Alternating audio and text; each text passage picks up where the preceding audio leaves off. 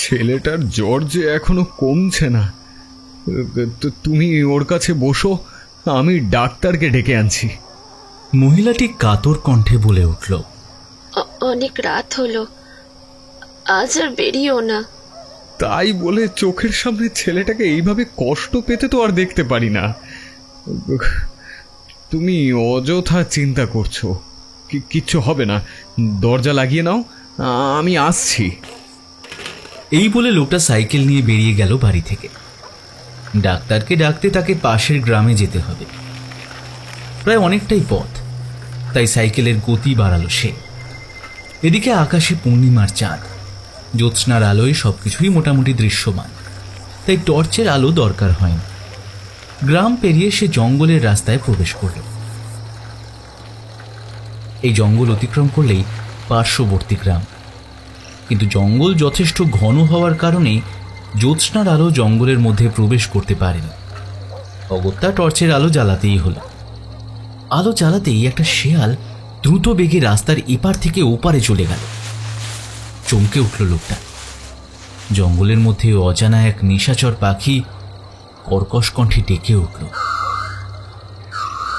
বেশ ভয় ভয় করতে লাগলো তার। লোকটা সাইকেলে উঠে দ্রুত বেগে প্যাডেল চালাতে শুরু করল। হঠাৎ লোকটার মনে হলো ওর বাম পাশের ঝোপঝাড়গুলো যেন নড়ে উঠল। মনে হলো ওর সাইকেলের গতির সাথে সামঞ্জস্য রেখে জঙ্গলের মধ্যে কোনো এক অবয়ব ওকে অনুসরণ করে চলেছে। সে সাইকেলের গতি আরো খানিকটা বাড়িয়ে দিল। একটা অজানা ভয়ে সে রীতিমতো ঘামতে শুরু করেছে। হঠাৎ তার বেখেয়ালে সাইকেলের সামনের চাকাটা একটা ছোট পাথরের উপর ধাক্কা খেয়ে বেসামাল হয়ে পড়ল। লোকটা সামনের দিকে হুমড়ি খেয়ে পড়ল। সাইকেলের সামনের চাকাটা দুমড়ে মুচড়ে গেছে। হঠাৎ পিছন থেকে কোনো এক হিংস্র জানোয়ারের চাপা গর্জনের আওয়াজে তার রক্ত হিম হয়ে গেল। কোনোরকম কাঁপা কাঁপা পায়ে সে উঠে দাঁড়ালো। পিছন ফিরে দেখার মতো সাহস তার হচ্ছিল না। কোনো রকমে মনের সমস্ত বল একত্রিত করে সে দ্রুত পিছন ফিরল। সাথে সাথেই একটা হিম শীতল স্রোত তার শির দ্বারা বেয়ে নিচে নেমে গেল। একটা হিংস্র অতিকায় জীব লোলুপ দৃষ্টিতে তাকিয়ে আছে তার দিকে। এই জীব কি আদৌ ইহলোকের জীব? না, সে ভুল দেখছে। একটা হিংস্র গর্জন করে প্রাণীটি ঝাঁপিয়ে পড়ল লোকটির উপরে। একটা তীব্র আর্তনাদে কেঁপে উঠল পুরো জঙ্গল।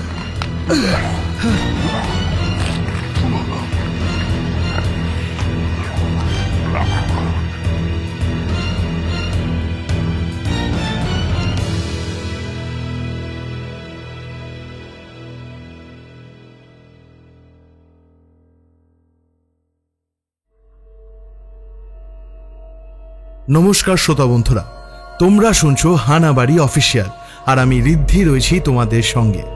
বিভিন্ন স্বাদের গল্প শুনতে অবশ্যই সাবস্ক্রাইব করো তোমার আমার গল্প বাড়ি হানাবাড়ি।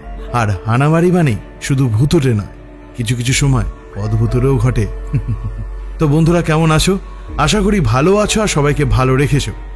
আজকে তোমাদের সামনে আবারও নিয়ে এলাম একটি ভয়ঙ্কর ভৌতিক গল্প, নীলাঞ্জনের কলমে জামোগা। গল্প শুরু হয়ে গেছে, তাই আর বেশি সময় নষ্ট না করে চলো গল্পের বাকি অংশ শুনে নেওয়া যাক। গল্পটি শেষ পর্যন্ত শোনার অনুরোধ রইল।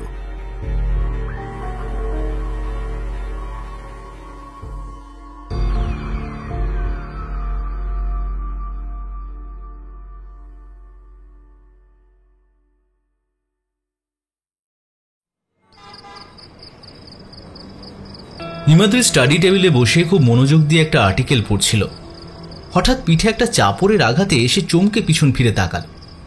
ওর অজান্তেই কখন যে অনাবিল পিছনে এসে দাঁড়িয়েছে তার টেরটুকু পায়নি। কিরে, এত মনোযোগ দিয়ে কি পড়ছিস? হিমাদ্রি ল্যাপটপটা বন্ধ করে দিয়ে বলল, না, এমন কিছু নয়, বল। কলেজ তো শেষ হয়ে গেল, ডিগ্রি হাতে পেতে এখন বহু দেরি। একটা কাজ কর, চল কিছু প্ল্যান বানাই। তুই যখন ভেবেছিস, প্ল্যানটাও তুই বানা। ভাবছি কোথাও ঘুরতে যাব। পাহাড়, পর্বত, সমুদ্র সবই তো প্রায় দেখা হয়ে গেল। মনের মধ্যে কেমন একটা গ্রাম গ্রাম ফিলিংস আসছে, একেবারে আদ্যিকালের গ্রাম, যেটা গুগল সার্চ করলেও পাওয়া যাবে না। তাই এবারের আমাদের গন্তব্য তোর গ্রাম। কি বলিস, ভাবনাটা ভালো নয়? হিমাদ্রি বিরক্তি ভাব প্রকাশ করে বলল, দূর, তোর কি মাথা খারাপ হয়ে গেছে? ওখানে না পাবি ইলেকট্রিসিটি, না পাবি নেটওয়ার্ক, তারপর বেড়ানোর জন্য মনোরম পরিবেশ তো ওটা একেবারেই নয়। না না, অন্য কোনো জায়গা ভাব। অনাবিল একটা চেয়ার টেনে নিয়ে হিমাদ্রির সামনে বসল। এই, যখনই আমি তোর গ্রামের কথা তুলি তুই প্রসঙ্গটা এড়িয়ে যাস কেন বল দেখি? হ্যাঁ, যবে থেকে তোর আর আমার বন্ধুত্ব হয়েছে তোকে একবারও আমি বাড়ি যেতে দেখিনি। আদেও তোর বাড়িটারি আছে তো, নাকি অনাথ আশ্রমে বড় হয়েছিস? হ্যাঁ, দূর, আলতু বকিস না তো। তাহলে তোর সমস্যাটা কি? আরে আমি তো তোকে বলিনি যে ওখানে গিয়ে আমাকে মাছ, ভাত, মাংস, ভালো মন্দ তোকে খাওয়াতে হবে, তা নয় তো। ডাল ভাত খেয়েই আমি দিব্যি কাটিয়ে দিতে পারবো ভাই। পুরো রাত দুই বন্ধুর মধ্যে তুমুল কথা কাটাকাটির পর অবশেষে হিমাদ্রি রাজি হলো। ঠিক আছে, কিন্তু আমাকে কথা দে, ওদের কোনো বিষয়ে নাক গলাবি না, সে যতই দৃষ্টিকটু দৃশ্য হোক। আচ্ছা বেশ, কথা দিলাম। ওকে, গুড নাইট। বাড়ির মেয়েরা সন্ধে পুজোর জন্য ব্যস্ত হয়ে আছে। কিছুক্ষণ পর প্রত্যেক বাড়ির সামনে উঠানের তুলসী মঞ্চে ধীরে ধীরে প্রদীপ জ্বলে উঠল। বাড়ির বুড়োরা প্রকাণ্ড বটগাছের নিচে বসে গাঁজাখুরি গপ্প বেঁধেছে। ছোট ছোট ছেলেমেয়েরা মায়ের কাছে বকুনি খেয়ে এক আকাশ অভিমান নিয়ে বইয়ের পাতায় মুখ গুঁজে বসে আছে।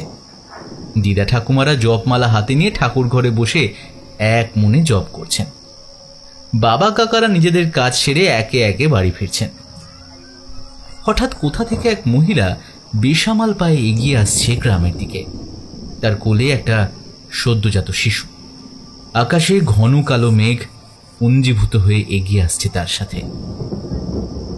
মহিলাটি নিজেকে আর সামলে রাখতে না পেরে জ্ঞান হারিয়ে ঢলে পড়ল বটগাছের নিচে। উপস্থিত যারা বসেছিল তারা উঠে দাঁড়ালো। সবার মধ্যেই একটা চাপা উদ্বেগের সৃষ্টি হয়েছে। যে বৃদ্ধ সর্বপ্রথম মহিলাটির দিকে এগিয়ে এলেন তিনি এই গ্রামের প্রধান। গ্রাম প্রধান মহিলাটির নাড়ি পরীক্ষা করতে লাগলেন। তার চোখে মুখে দুশ্চিন্তার ছাপ স্পষ্ট। তিনি একটা দীর্ঘশ্বাস ছেড়ে বললেন, না, মহিলাটি আর বেঁচে নেই, কিন্তু কোথা থেকে এলো এই মহিলা? দেখে তো এই গ্রামের বলে মনে হচ্ছে না।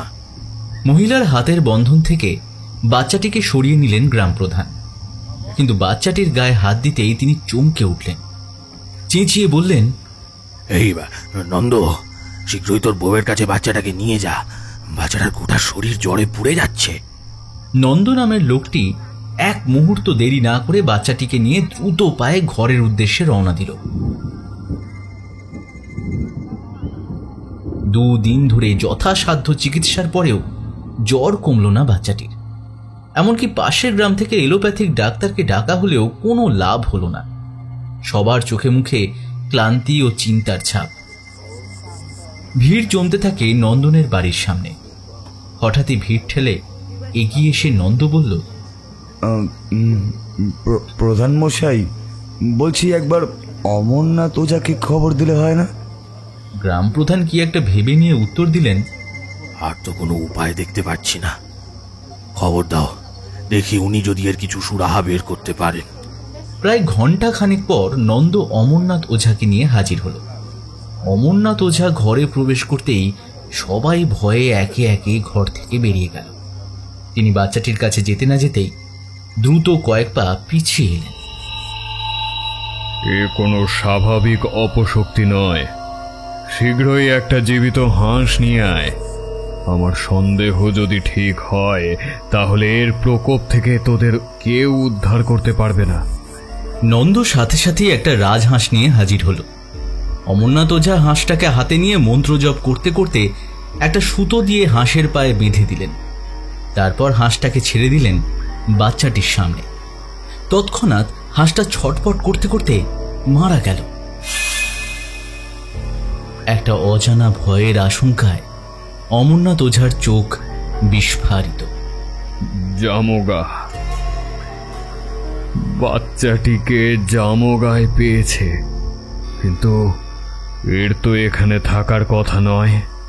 এই অপশক্তি এখানে এলো কিভাবে?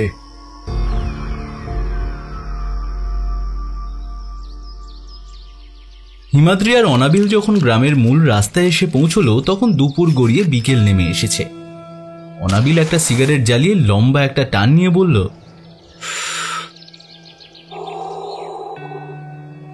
কিরে, এখান দিয়ে অটো বা টোটো কিছু পাবো না? হেঁটে যেতে হবে নাকি? তোকে আগেই বলেছিলাম এখানে তেমনভাবে সুযোগ সুবিধা কিছুই পাবি না। গ্রামের লোকেরা হয় সাইকেলে না হয় হেঁটে পথ অতিক্রম করে। কিন্তু আমি বাবাকে সকালেই বলে রেখেছিলাম, দুটো ছেলেকে সাইকেল নিয়ে পাঠাবে বলল, কিন্তু ওরা তো এখনো এসে পৌঁছলো না। হিমাদ্রি মোবাইল বের করে কয়েকবার ওর বাবাকে ফোন করার চেষ্টা করল, কিন্তু না, কোনো লাভ হলো না। বারবার একটা যান্ত্রিক শব্দ হয়ে ফোনটা কেটে যাচ্ছিল।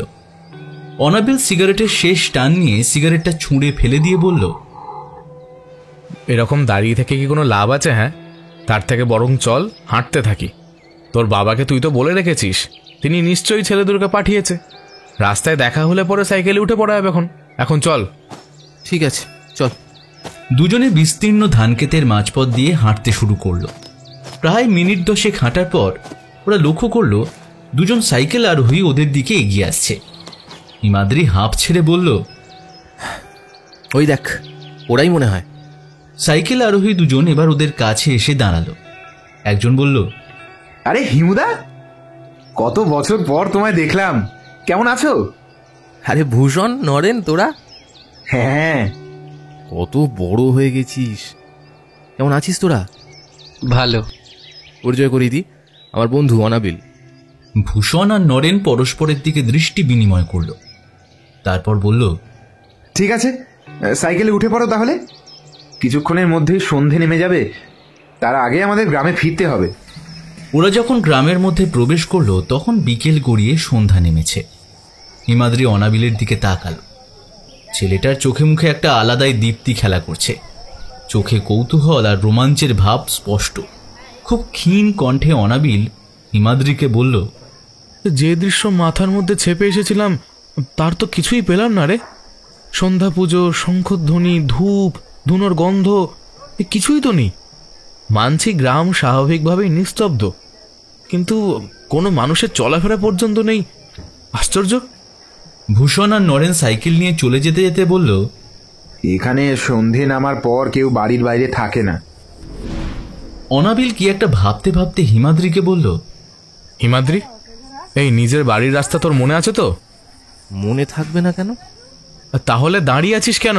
তাড়াতাড়ি চল। ছেলেপুলেরা রীতিমতো ছাতি কাঁপিয়ে দিয়ে চলে গেল।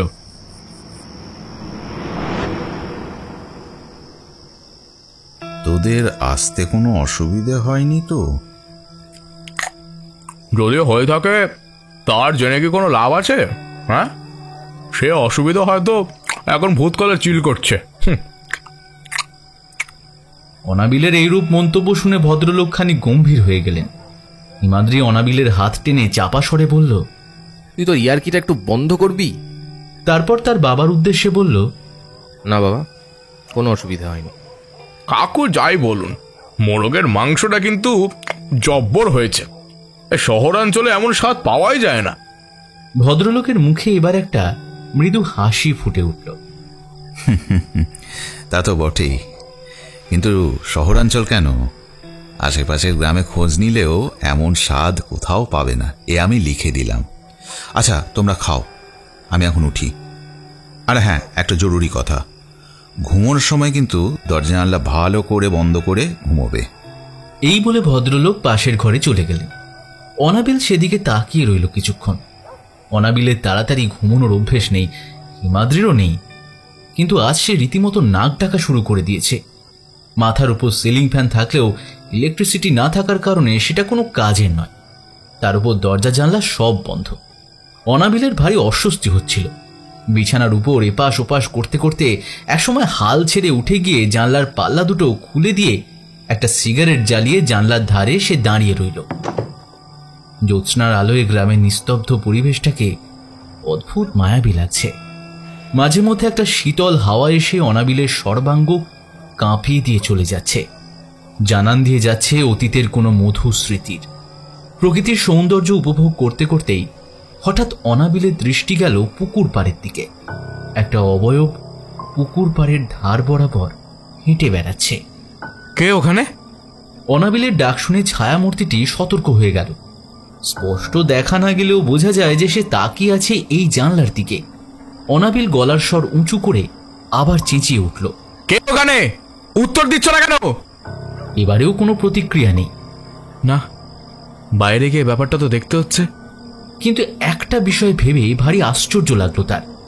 যে পরিমাণে চিৎকার চেঁচামেচি সে করেছে তাতে পুরো পাড়া জেগে ওঠার কথা, কিন্তু হিমাদ্রির কোনো সাড়া নেই। সে দিব্যি নাক ডেকে ঘুমোচ্ছে। অনাবিল আর বেশি কিছু না ভেবে ঘরের বাইরে বেরিয়ে এলো। তারপর দ্রুত পায়ে পুকুর পাড়ের দিকে হাঁটতে শুরু করলো। পুকুর পাড়ে এসে মোবাইলের ফ্ল্যাশ লাইটটা অন করে তন্ন তন্ন করে খুঁজতে লাগলো ছায়ামূর্তিটিকে। হঠাৎ শুকনো পাতার উপর খচমচ আওয়াজে পিছনে ফিরে তাকালো সে। ছায়ামূর্তিটি তার পিছনে এসে দাঁড়িয়েছে। মোবাইলের আলোটা তার মুখের উপর ফেলতেই ভারী অবাক হলো অনাবিল। একটা বছর সাতেকের ছোট্ট মেয়ে। কে তুই? এত রাতে এখানে কি করছিস? মেয়েটি উত্তরে কিছুই বলল না। নিষ্পলক দৃষ্টিতে সে তাকিয়ে আছে অনাবিলের দিকে। কিরে, তুই থাকিস কোথায়? মেয়েটি এবার আঙুল তুলে জঙ্গলের দিকে ইশারা করলো। জঙ্গলের মধ্যে বাড়ি? আচ্ছা ঠিক আছে, চল, আমি তোকে এগিয়ে দিয়ে আসছি। শব্দটি জঙ্গলের দিকে হাঁটতে শুরু করল, আর তার পিছনেই অনাবিল। অনাবিল! একটা পরিচিত কণ্ঠে অনাবিল চমকে পিছন ফিরে তাকালো। ও হিমাদ্রি, তুই? আরে ওই বাচ্চা মেয়েটা। অনাবিল আরো কিছু বলতেই যাচ্ছিল, কিন্তু তার আগেই থেমে গেল। হ্যাঁ, কি হলো? এই মেয়েটা কোথায় গেল? কোন মেয়ের কথা বলছিস? আরে ওই মেয়েটা এক্ষুনি এখানে ছিল, কিন্তু গেল কোথায়? এত রাতে একটা বাচ্চা মেয়ে এখানে কি করবে? আমি সত্যি বলছি, মেয়েটা এখানেই ছিল। ছাড়, কাল সকালে দেখা যাবে। এখন ঘরে চল, বাবা জানতে পারলে ভীষণ রাগারাগি করবে। অনাবিল আর কথা না বাড়িয়ে বাধ্য ছেলের মতো হিমাদ্রির পিছন পিছন ঘরের দিকে রওনা দিল।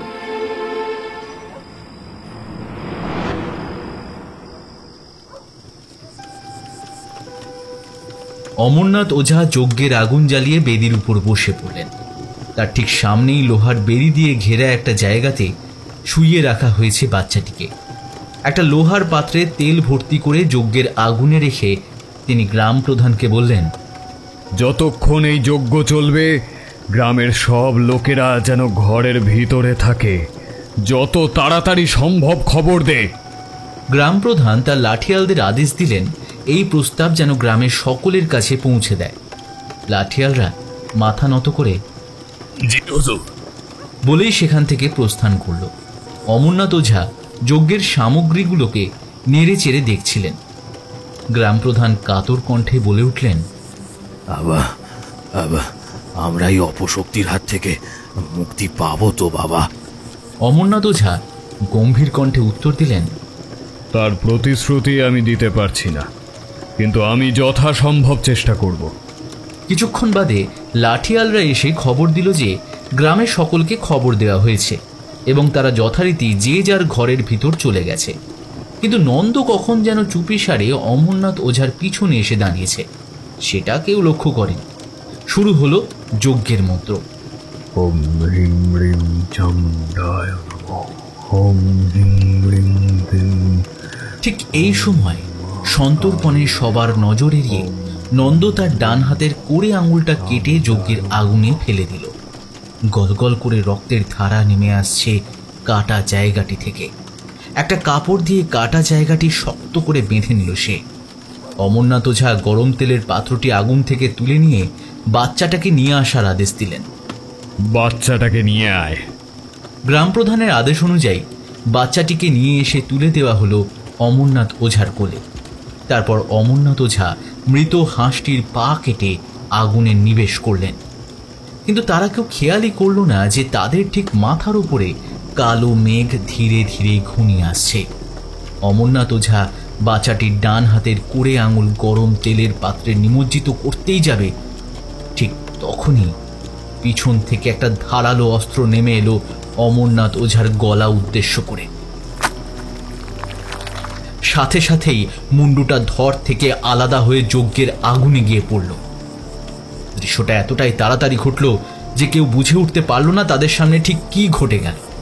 গ্রাম প্রধান ও তার লাঠিয়ালরা হতভম্বের ন্যায় তাকিয়ে আছে নন্দের দিকে। তারপর সম্বিত ফিরে চিৎকার করে বলে উঠলেন, এ তুই কি করলি নন্দ? হ্যাঁ, তোর কি মাথা খারাপ হয়ে গেছে?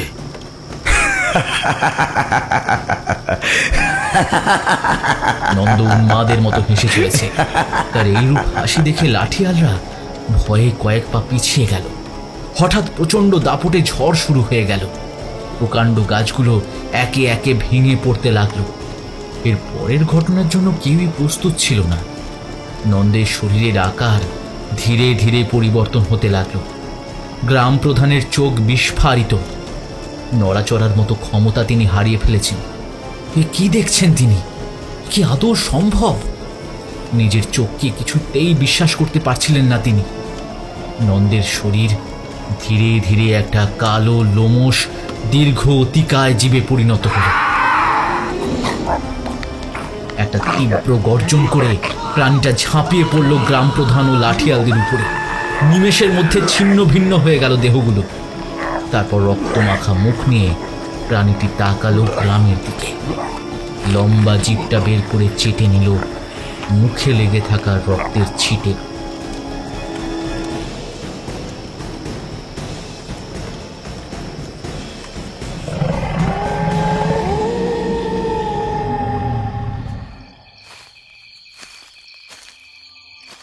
তোর কি মনে হয় মেয়েটা অশরীরই ছিল? হতেই পারে, না হলে চোখের সামনে এমন ভ্যানিশ হয়ে যাবে কিভাবে? আর তুই ঠিক বলছিস, জঙ্গলের মধ্যে কোনো ঘরবাড়ি নেই। হ্যাঁ, একটা কুদ্রা বুড়ির পুরনো মন্দির ছাড়া আর কিছুই নেই। সেখানেও এখন পুজো হয় কিনা সন্দেহ আছে। হিমাদ্রি আর অনাবিল জঙ্গলের মধ্যে হাঁটতে হাঁটতে একটা মন্দিরের সামনে এসে উপস্থিত হলো। অনাবিল মন্দিরের দিকে তাকিয়ে বলল, এটাই তাহলে তোদের জঙ্গলের দেবী কুদ্রাবুড়ির মন্দির? চল মন্দিরের ভেতরটা দেখে আসি।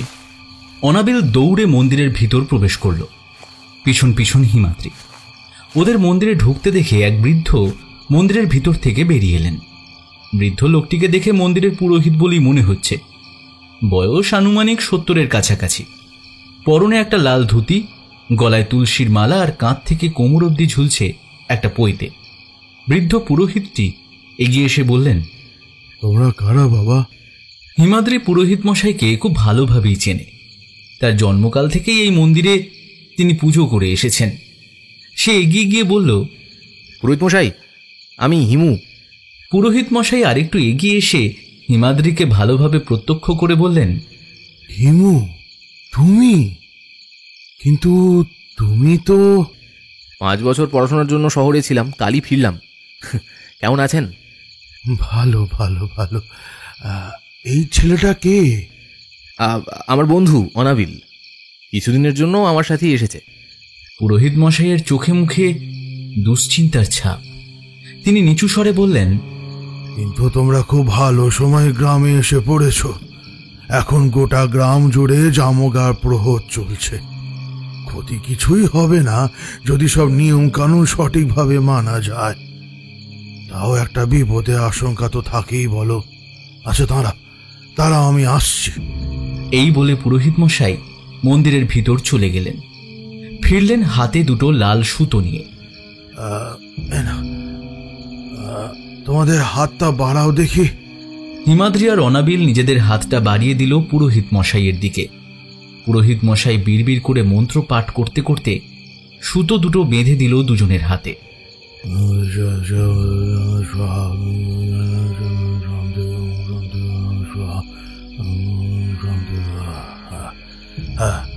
দেবী কুদ্রা বুড়ি তোমাদের প্রতি সহায় হন। আমরা এখন আসি তাহলে, পরে আবার আসবো। এই বলে হিমাদ্রি আর অনাবিল মন্দির থেকে বেরিয়ে গেল।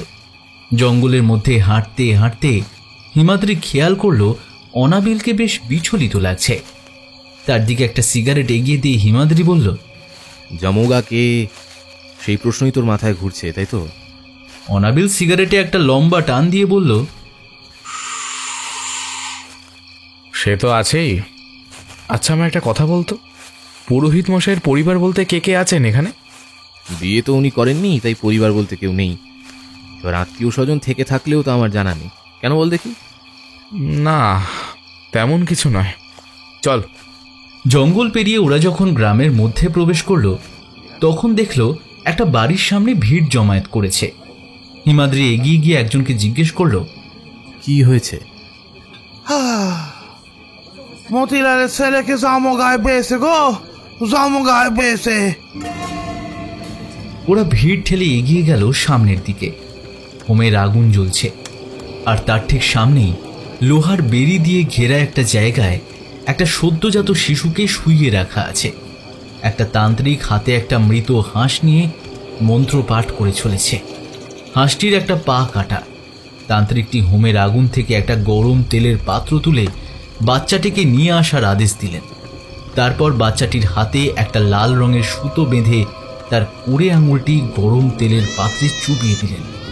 বাচ্চাটি তীব্র যন্ত্রণায় ছটফট করতে লাগলো। রাগে ঘৃণায় হিমাদ্রির সারা শরীর যেন জ্বলে উঠল। সে কোনো রকমে নিজেকে সামলে নিল। অনাবিল হিমাদ্রির কানে চুপি সারে বলল, chicken fry, mutton fry, fish fry, এছাড়াও অনেক ফ্রাই দেখেছি, কিন্তু এ যে একেবারে জীবন্ত মানুষের ফিঙ্গার ফ্রাই, এটা বেশ ইউনিক মানতে হবে। তুই কি এখনো মজা করবি? এই দৃশ্যগুলো দেখে তোর রাগ হচ্ছে না? আমি কখন বললাম যে আমার রাগ হচ্ছে না? তুই তো আমার পথে বাঁধা হয়ে দাঁড়িয়ে আছিস, না হলে কবেই এদের। থাক, তোকে কিচ্ছু করতে হবে না, যা করার আমি করব। এখন বাড়ি চল। গভীর রাত। হিমাদ্রি একটা বাচ্চা মেয়ের হাত ধরে হেঁটে চলেছে। হিমাদ্রি বুঝতে পারছে না ওদের গন্তব্য ঠিক কোথায়। দুপাশে সুবিস্তীর্ণ গভীর জঙ্গলের মাঝ বরাবর একটা ফাঁকা রাস্তা দিয়ে ওরা হেঁটে চলেছে। মাঝে মধ্যেই কোথাও থেকে ভেসে আসছিল বাঁশির মধুর সুর। খুব চেনা লাগলো সুরটা। এর আগেও সুরটা কোথায় যেন শুনেছে সে, কিন্তু কোথায় শুনেছে তা তার মনে পড়ছে না। মেয়েটি হঠাৎ মাঝপথে দাঁড়িয়ে গেল। তার চোখের দৃষ্টি নিথর। সামনে আঙুল তুলে মেয়েটি কি যেন দেখাতে চাইছে হিমাদ্রিকে। তার আঙুলের ইশারায় সামনের দিকে তাকালো হিমাদ্রি। সে ভারী অবাক হলো। রাস্তার মাঝ বরাবর একটা দরজা দাঁড় করানো আছে। হঠাৎ দরজাটি ধীর গতিতে এগিয়ে আসছে ওদের দিকে। খানিকটা সময়ের মধ্যে দরজাটি ওদের কয়েক হাত দূরত্বে এসে দাঁড়ালো। হিমাদ্রি এগিয়ে গেল দরজাটির দিকে, আর তখনই কেউ বা কারা যেন দরজার পিছন থেকে ধাক্কা মারছে। হিমাদ্রি দরজাটা খোলার চেষ্টা করল, কিন্তু খুলল না। ধীরে ধীরে দরজায় ধাক্কা মারার আওয়াজটা বাড়তে থাকে। হিমাদ্রি আপ্রাণ চেষ্টা করতে লাগলো দরজাটি খোলার, কিন্তু কোনো লাভ হলো না। ধাক্কা মারার শব্দ ক্রমশই বাড়তে থাকে, যেন শত শত মানুষ একসাথে দরজায় ধাক্কা মেরে চলেছে। ক্রমশ আওয়াজটা অসহনীয় লাগতে শুরু করলো হিমাদ্রির কাছে। সে কান চেপে বসে পড়ল রাস্তাতে। মেয়েটি হঠাৎ ওর কাঁধের উপর হাত দিয়ে ওর নাম ধরে ডেকে উঠল, নন্দ।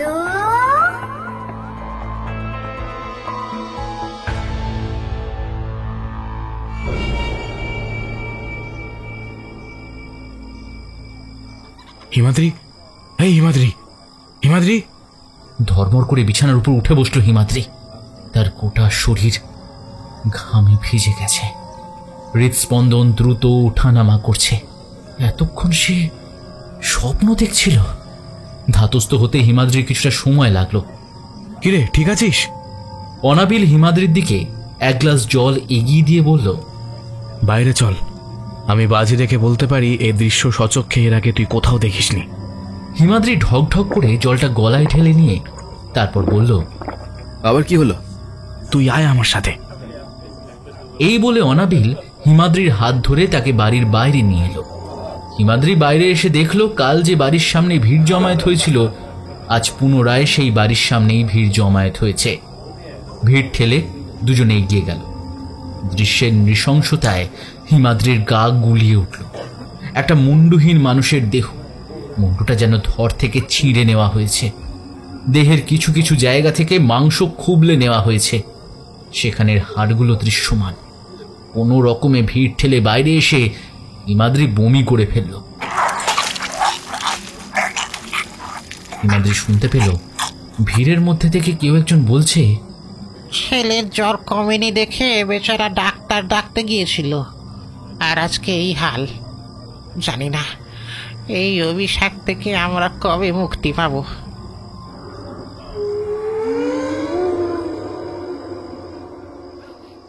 গভীর রাত, জঙ্গলের মধ্যে দুটো ছায়ামূর্তি খুব সন্তর্পণে পুকুর পাড়ের দিকে হেঁটে যাচ্ছে। ওদের মধ্যে একজনের হাতে ছোট্ট একটা লোহার বাক্স। পুকুর পাড়ে গিয়ে সে বাক্সটা নিচে নামিয়ে রাখল। তারপর ধারালো কিছু বের করে নিজের হাতটা শৌখিনভাবে কেটে নিল। কিছুক্ষণের মধ্যেই কাটা জায়গাটি থেকে গল গল করে রক্তের ধারা নেমে এলো। হাতটা বাক্সের উপরে ধরে রেখে বিড়বিড় করে মন্ত্রপাঠ করতে লাগলো। টপ টপ করে বাক্সের উপর রক্তের ফোঁটা পড়তে লাগলো।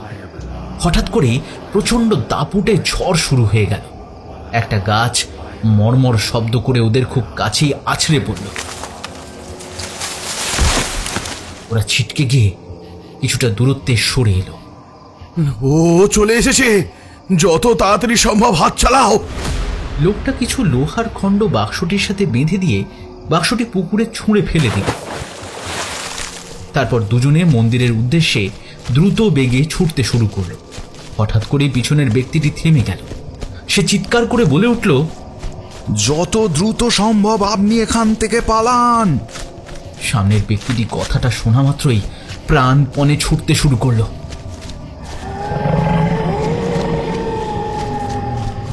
হঠাৎ পিছন থেকে একটা নারকীয় গর্জনের আওয়াজে তার রক্ত হিম হয়ে গেল। ঝড়ের দাপট ক্রমশ বেড়ে চলেছে।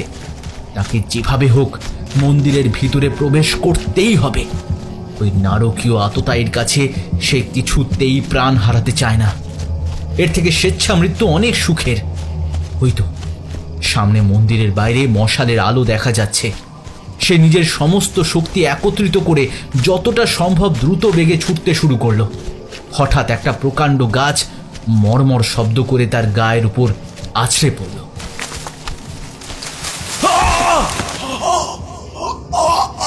একটা অস্ফুট আর্তনাদ ঝড়ের শব্দের সাথেই মিলিয়ে গেল।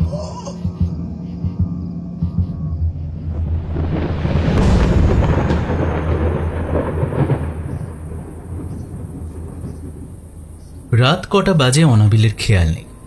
কোনো এক অজ্ঞাত কারণে তার ঘুম ভেঙে গেল। খোলা জানলা দিয়ে শীতল হাওয়া ঘরে প্রবেশ করছিল। অনাবিলের বেশ শীত শীত লাগলো। উঠে গিয়ে জানলা বন্ধ করতে যাবে, ঠিক এমন সময় সে দেখতে পেল পুকুর পাড়ে এক অবয়ব জানলার দিকে তাকিয়ে দাঁড়িয়ে আছে। চিনতে কোনো অসুবিধে হলো না। এই সেই দিনের রাতে দেখা বাচ্চা মেয়েটি। মেয়েটি তাকে হাতের ইশারায় ডাকছে। অনাবিল আগু পিছু না ভেবে দরজা খুলে বাইরে বেরিয়ে এলো। সে পুকুর পাড়ে এসে দেখল কোথাও কেউ নেই। আশ্চর্য ব্যাপার, মেয়েটি গেল কোথায়? অনাবিল চারিদিক ভালোভাবে প্রত্যক্ষ করতে লাগলো। তার দৃষ্টি গেল জঙ্গলের পথের দিকে। মেয়েটি ধীর পায়ে জঙ্গলের দিকে এগিয়ে যাচ্ছে। অনাবিল মনে মনে প্রতিশ্রুতি নিল আজ এর রহস্য উন্মোচন করেই ছাড়বে সে। সে মেয়েটির পিছু করতে করতে কখন যেন সেই মন্দিরের সামনে এসে দাঁড়িয়েছে।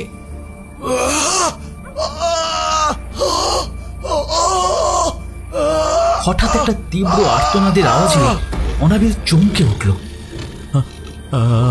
আওয়াজটা মন্দিরের পিছন থেকে এলো না? হ্যাঁ, দৌড়ে মন্দিরের পিছনের দিকে গিয়ে এক ভয়াবহ দৃশ্যে তার গোটা শরীর আড়ষ্ট হয়ে গেল। একটা দীর্ঘ লালচে কালো অতিকায় জীব পুরোহিত মশাইয়ের মৃতদেহটা টেনে টেনে নিয়ে যাচ্ছে। অনাবিলের গলা থেকে একটা ভয়ার্ত আর্তনাদ বেরিয়েই আসছিল। ঠিক সেই সময় একটা হাত পিছন থেকে তার মুখটা চেপে ধরল। তারপর ব্যক্তিটি তাকে টানতে টানতে মন্দিরের আড়ালে নিয়ে এলো। অনাবিল পিছন ফিরতেই হতবাক হয়ে তাকিয়ে রইল ব্যক্তিটির দিকে। কাঁপা কাঁপা গলায় বলে উঠল, পুরোহিত মশাই, আপনি?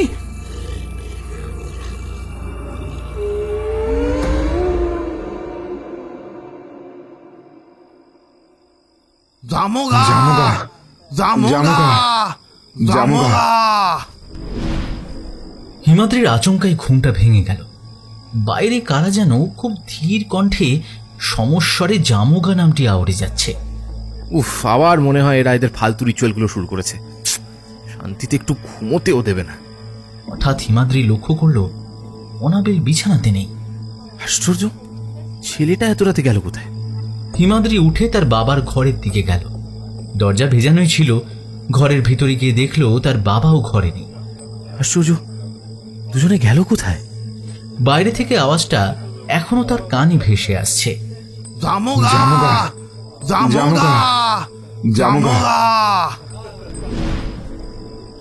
হিমাদ্রি দরজা ঠেলে বাড়ির বাইরে বেরিয়ে এসে দেখল সমস্ত গ্রামবাসীরা সারিবদ্ধভাবে জঙ্গলের পশ্চিম প্রান্তে হেঁটে চলেছে। কেউ কেউ হোঁচট খেয়ে, কেউ বা মুখ থুবড়ে পড়ে গিয়ে পুনরায় উঠে চলতে শুরু করেছে। কিন্তু আশ্চর্য, তাদের মুখে ব্যথার কোনো ভাবলেশ মাত্র নেই। তাদের দৃষ্টি শূন্য, যেন কারোর দ্বারা সম্মোহিত হয়ে আছে তারা। কিন্তু ওরা যাচ্ছে কোথায়?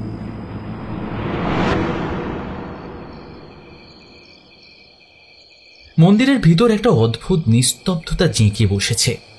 প্রদীপের শিখা মাঝে মধ্যে কেঁপে কেঁপে উঠছে। অনাবিল জিজ্ঞাসু দৃষ্টিতে তাকিয়ে আছে পুরোহিত মশাইয়ের দিকে। কিছুটা সময়ের অবকাশে অনাবিল বলল, দয়া করে চুপ করে থাকবেন না, আমায় ঘটনাটা খুলে বলুন। পুরোহিত মশাই একটা দীর্ঘশ্বাস ছেড়ে বললেন, জানি তোমার মনে অনেক প্রশ্নের ভিড় জমেছে। হয়তো সব প্রশ্নের উত্তর আমার কাছেও নেই, কিন্তু যতটা যা জানি তা বলার চেষ্টা করছি। এই বলে পুরোহিত মশাই কিছুক্ষণ চুপ থেকে বলা শুরু করলেন। প্রায় 25 বছর আগের কথা। নিশিপুর গ্রাম তখন খুব প্রাণবন্ত ছিল। সবুজ ধান ক্ষেত, পুকুর ভরা মাছ, গোলা ভর্তি ধান, গাছ ভরা আম, কাঁঠাল, শাক সবজি, কোনো কিছুরই অভাব ছিল না। ভোর হলে পাখির কলরব, আর সন্ধে নামলেই শঙ্করধ্বনি। প্রকৃতির সৌন্দর্যের বিলাসে মেতেছিল এই গ্রাম। কিন্তু এই সুখ চিরতরে বিদায় নয় আমারই একটা বড় ভুলের জন্য। একদিন সন্ধ্যায় দেবীর পুজোর জন্য বাজার সেরে মন্দিরে ফিরছিল। এসে দেখি একজন ব্যক্তি একটা সদ্যজাত শিশুকে কোলে নিয়ে মন্দিরে উঠানে বসে আছে। লোকটা বিধ্বস্ত হয়ে যাওয়ায় শরীর দেখে আমার নিদারুণ খারাপ লাগলো। ওদের খাওয়ার জন্য দুধ, কলা, মুড়ি দিলাম। খানিক বাদে লোকটাকে একটু ধাতস্থ হতে জিজ্ঞেস করলাম, তুমি কে? আর এই বাচ্চাটিই বা কে? এর মা কোথায়? হ্যাঁ, তোমরা কোথা থেকে এসেছো? উত্তরে লোকটা কাতর কণ্ঠে বলল, ঠাকুরমশাই, আমি নন্দগোপাল। আমি বল্লভপুর গ্রাম থেকে এসেছি। ঠাকুরমশাই, আমার বড় বিপদ। আমাকে রক্ষা করুন ঠাকুরমশাই, আমাকে রক্ষা করুন। এই বলে লোকটা হাত জোর করে হামাও করে কাঁদতে শুরু করে দিল। ঠাকুরমশাই, আমাকে রক্ষা করুন। বড় অস্বস্তি লাগছিল। ওর কাঁধে হাত রেখে বললাম, আহা, ওভাবে ভেঙে পড়ো না, আমাকে গোটা ঘটনাটা খুলে বলো। আমি যথাসম্ভব চেষ্টা করব তোমাকে এই বিপদ থেকে উদ্ধার করা। আমার কথায় লোকটা একটু আশ্বস্ত হলো, কিন্তু লোকটি যা বলল তা শুনে আমার ভিমরি খাওয়ার অবস্থা। প্রায় 1 মাস আগের ঘটনা। কোথা থেকে এক মহিলা মরণাপন্ন অবস্থায় আমাদের গ্রামে এসে উদয় হয় এই বাচ্চাটিকে সঙ্গে নিয়ে। মহিলাটিকে বাঁচানো সম্ভব হয়নি, তবে এই বাচ্চাটির অবস্থাও রীতিমতো খারাপই ছিল। দীর্ঘ 2 দিন ধরে চিকিৎসার পরেও ফলস্বরূপ কোনো লাভ হয়নি। ঠিক 2য় দিন রাতে আমি এবং আমার স্ত্রী ঘুমিয়েই ছিলাম। বাচ্চাটি আমার স্ত্রীর পাশেই ঘুমিয়েছিল। হঠাৎই কোথা থেকে একটা ঠান্ডা হাওয়া এসে আমার গোটা শরীর কাঁপিয়ে দিয়ে চলে গেল। আমার তৎক্ষণাৎই ঘুমটা ভেঙে গেল। বিছানার উপর উঠে দেখি জানালার পাল্লা দুটোও খোলা। উঠে গিয়ে জানালার পাল্লা দুটো বন্ধ করতেই যাব, ঠিক এমন সময় লক্ষ্য করলাম শিশুটি তার নিজের জায়গায় নেই। তারপর হঠাৎই পাশের ঘর থেকে বাসনপত্র পড়ার ঝনঝন আওয়াজ আসতেই দ্রুত পাশের ঘরে গেলাম। গিয়ে যা দেখলাম তাতে আমার গোটা গায়ের লোম খাড়া হয়ে গেল। নড়াচড়ার মতন ক্ষমতাও তখন হারিয়ে ফেলেছিলাম। দেখলাম বাচ্চাটির দেহ শূন্যে ভাসছে। বাচ্চাটির চারিদিকে ঘিরে একটা লাল আভা বিচ্ছুরিত হচ্ছে। বাচ্চাটি শূন্য দৃষ্টিতে তাকিয়ে আছে আমারই দিকে। হঠাৎই বাচ্চাটির পিছনে একটা কালো ছায়ামূর্তির আবির্ভাব হলো। তারপর একটা গম্ভীর অনুরণিত কণ্ঠস্বর আমার কানের কাছে এসে পৌঁছালো। হঠাৎ করে যেন চোখের সামনে অন্ধকার নেমে এলো। তারপর আর কিছুই মনে নেই। যখন জ্ঞান ফিরল, নিজেকে তখন নগ্ন অবস্থায় গ্রামের রাস্তায় উদ্ধার করি। চোখ খুলতেই একটা অজানা ভয় আমায় চেপে ধরল। চারিদিকে রক্তের বন্যা বয়ে যাচ্ছে। গ্রামবাসীদের ছিন্ন ভিন্ন হয়ে থাকা মুন্ডুহীন দেহগুলি জায়গায় জায়গায় ছড়িয়ে ছিটিয়ে পড়ে আছে। সে যে কি ভয়াবহ দৃশ্য তা আমি বলে বোঝাতে পারবো না। তারপর দেখলাম বাচ্চাটি পাশেই শুয়ে আছে। তাকে দেখে আগের দিন রাতের সমস্ত ঘটনা মনে পড়ে গেল। ভয়ে আমার সমস্ত শরীর কেঁপে উঠল। বুঝতে আর কোনো অসুবিধা হলো না গ্রামবাসীদের এই অবস্থার কারণ এই বাচ্চাটিকে তখনই শেষ করে ফেলতে চেয়েছিলাম, কিন্তু পারলাম না। বাচ্চাটির প্রতি মায়াই হোক কিংবা ওই অপশক্তির কারণেই হোক, বারবারই বাধা পাচ্ছিলাম। আমার স্ত্রীকে খোঁজার চেষ্টা বৃথা ভেবে বাচ্চাটিকে নিয়ে আমি গ্রাম ছেড়ে পালিয়ে আসি। দিনের বেলায় সব স্বাভাবিকই থাকে, কিন্তু রাত হলেই মনে হয় যেন ওই মুন্ডুহীন দেহগুলো আমায় ধাওয়া করছে। সেই দানবীয় ভয়ঙ্কর কণ্ঠস্বর যেন সুদূর থেকে আমার কানে ভেসে আসছে। আমার নাম ধরে সে ডাকছে। এখনো আওয়াজটা আমার কানেই ভেসে আসছে।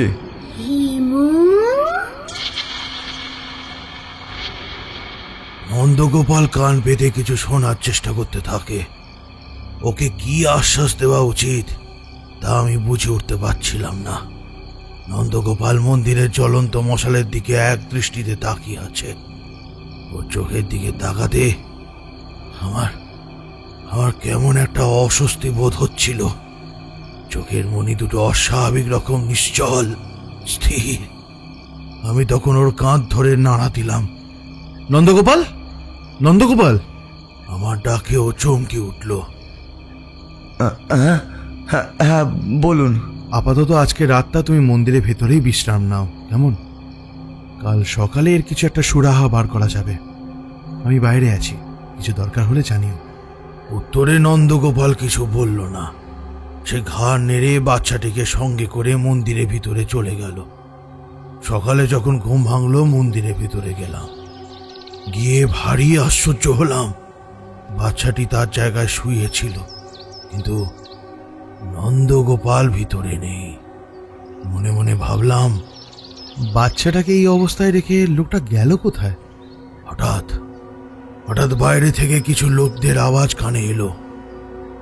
পুরোহিত মশাই, পুরোহিত মশাই! বাইরে গিয়ে দেখি জনাচারের গ্রামবাসী মন্দিরের সামনে এসে উপস্থিত হয়েছে। বললাম, তোমরা এত সকালে এখানে কি করছো? সর্বনাশ হয়ে গেছে গো, সর্বনাশ হয়ে গেছে। গৌরীশঙ্করের দেহটা জঙ্গলের পশ্চিম প্রান্তে পাওয়া গেছে। সে কি জঘন্য অবস্থা! ধর থেকে মুন্ডুটা যেন কেউ ছিঁড়ে নিয়ে গেছে। সে কি, এমন অবস্থা হলো কিভাবে? হ্যাঁ, জানি না ঠাকুর মশাই। ঠিক আছে, তোমরা যাও, আমি আসছি। ওরা চলে যেতে বাচ্চাটিকে নিয়ে আমি মন্দির থেকে বেরিয়ে পড়লাম। কিন্তু গিয়ে যা দেখলাম তাতে আমার বুক কেঁপে উঠল। গৌরীশঙ্করের দেহ থেকে কেউ যেন প্রবল আক্রোশে মুন্ডুটা ছিঁড়ে নিয়েছে। দেহ থেকে মাংসগুলো যেন খুবলে নিয়েছে, ঠিক যেমন বর্ণনা আগের দিন রাতে নন্দগোপালের মুখে শুনেছিলাম। কেমন একটা ভয়াবহ সন্দেহ আমার মনের মধ্যে জেঁকে বসলো। ভগবানের কাছে প্রার্থনা করলাম আমার সন্দেহ যেন সত্যি না হয়। গোটা দিনটা বসত বাড়িতেই কাটালাম। একটা আশ্চর্য ব্যাপার খেয়াল করলাম। সদ্যজাত শিশুরা সাধারণত অকারণেই কান্নাকাটি করে, কিন্তু কাল থেকে বাচ্চাটাকে একবারের জন্য কাঁদতে দেখলাম না। সন্ধ্যাবেলায় বাচ্চাটাকে নিয়ে মন্দিরের উদ্দেশ্যে বেরিয়ে পড়লাম। গিয়ে দেখি মন্দিরের সিঁড়িতে নন্দগোপাল একটা চাদর জড়িয়ে থরথর করে কাঁপছে, কিন্তু তার পাশে যে বসে আছে তাকে দেখে ভারী অবাক হলাম। আমার যমজ ভাই সুদর্শন, সে একজন পণ্ডিত। আমার সেই ভাই যে তন্ত্র সাধনাকে একটা খারাপ জায়গায় নিয়ে গেছিল শুধুমাত্র অমর হওয়ার লোভে। তার জন্য সে নরবলি দিতেও পিছপা হয়নি। ওর এই কুকর্মের কথা গ্রামের লোকেরা জানতে পেরে ওকে জ্যান্ত পুড়িয়ে ফেলার সিদ্ধান্ত নেয়, কিন্তু সেদিনের পর থেকে ওকে আর খুঁজে পাওয়া যায়নি। প্রায় 5 বছর পর আবার তাকে দেখি বেশ অবাক হয়েছিলাম। আমি জিজ্ঞেস করলাম, তুই এখানে? উত্তরে সুদর্শন স্মিত হেসে বলল, হ্যাঁ আমি। তুই বিপদে পড়বি আর আমি আসবো না, তা কি করে হয়?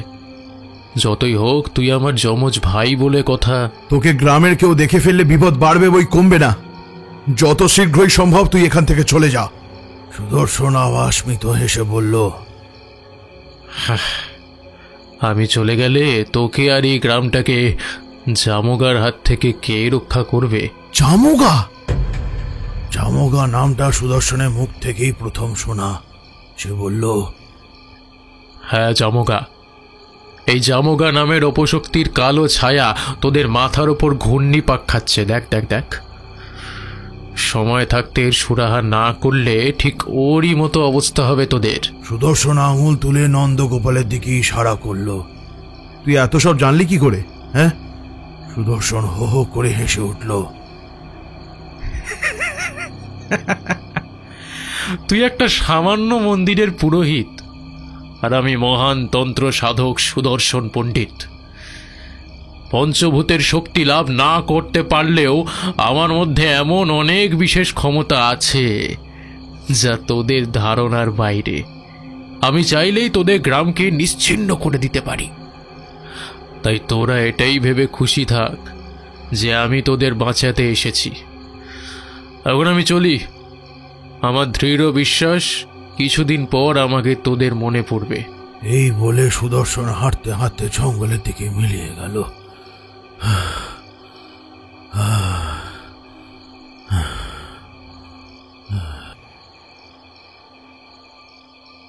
এতটা বলে থামলেন পুরোহিত। তিনি রীতিমতো হাঁপাতে শুরু করেছেন। অনাবিল হতভম্বের ন্যায় তাকিয়ে আছে পুরোহিত মশাইয়ের দিকে। পুরোহিত মশাইয়ের মুখের আদল যেন ধীরে ধীরে পাল্টে যাচ্ছে। তিনি উঠে টলতে টলতে ঘরের কোণের দিকে গেলেন। তারপর একটা বড় লোহার বাক্স খুলে তার থেকে একটা শিশি বের করে আনলেন। তারপর শিশির মধ্যে থাকা তরলটি ঢকঢক করে গলায় ঢেলে নিলেন। একটু ধাতস্থ হতে তিনি পুনরায় ফিরে এসে অনাবিলের সামনে বসলেন। অনাবিল জিজ্ঞাসা করল, পুরোহিত মশাই, হঠাৎ করে কি হলো আপনার? আপনি ঠিক আছেন? হ্যাঁ, একটু শ্বাসকষ্ট হচ্ছিল, এখন ঠিক আছে। তা কোথায় যেন ছিলাম? আপনার ভাই চলে গেলেন, তারপর? আমার ভাই চলে যাওয়ার সময় ঠিক যে কথা বলেছিল তা অক্ষরে অক্ষরে ভুলে গেল। প্রতিদিন রাতে গ্রামে এক একজন করে উধাও হয়ে যাচ্ছে। পরের দিন সকালে তাদের মুন্ডহীন দেহগুলো জঙ্গলের মধ্যে পাওয়া যাচ্ছে। একটা অজানা আতঙ্ক গোটা গ্রামকে ধীরে ধীরে গ্রাস করে নিল। সন্ধ্যার পর গ্রামবাসীদের বাড়ির বাইরে বেরোনো বন্ধ হয়ে গেল। বাড়ির বাইরে পা রাখা তো দূরের কথা, ঘরের জানলা খুলতেও ভীষণ আপত্তি ছিল তাদের।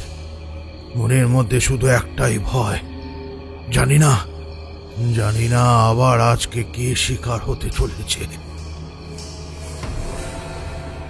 সুদর্শন চলে যাবার পর নন্দগোপালও সেই রাত থেকে নিখোঁজ। আমার বুঝতে কোনো অসুবিধা হলো না। এই নৃশংস মৃত্যুগুলোর পিছনে কোনো না কোনো ভাবে নন্দগোপালই দায়ী। এদিকে আমি বাচ্চাটিকে নিয়ে ভীষণ ফ্যাসাদে পড়েছি। কসমিন কালেও সংসার ধর্ম পালন করব না বলে দৃঢ় প্রতিশ্রুতি নিয়েছিলাম। তাই এই বাচ্চাটাকে সামলানো আমার জন্য অসম্ভব ব্যাপার হয়ে দাঁড়াচ্ছিল। সন্ধ্যের পর গ্রামের উপর মৃত্যুর ছায়া তো তাণ্ডব করছিলই, তারপর হঠাৎ করেই কোন এক অজানা রোগ গ্রামের বাচ্চাদের মধ্যে দেখা দিল। জ্বর, বমি, শরীরে হলুদ ছোপ ছোপ দাগ, হঠাৎ করে হাত পা অসাড় হয়ে যাওয়া। সদ্যজাত শিশুদের থেকে শুরু করে 5-6 বছরের বাচ্চা পর্যন্ত বাদ যাচ্ছে না এই মরণ রোগের থেকে। কোনো চিকিৎসাতেই কিছু লাভ হচ্ছিল না। এক এক করে মৃত্যুর কোলে ঢলে পড়তে থাকে সমস্ত বাচ্চারা।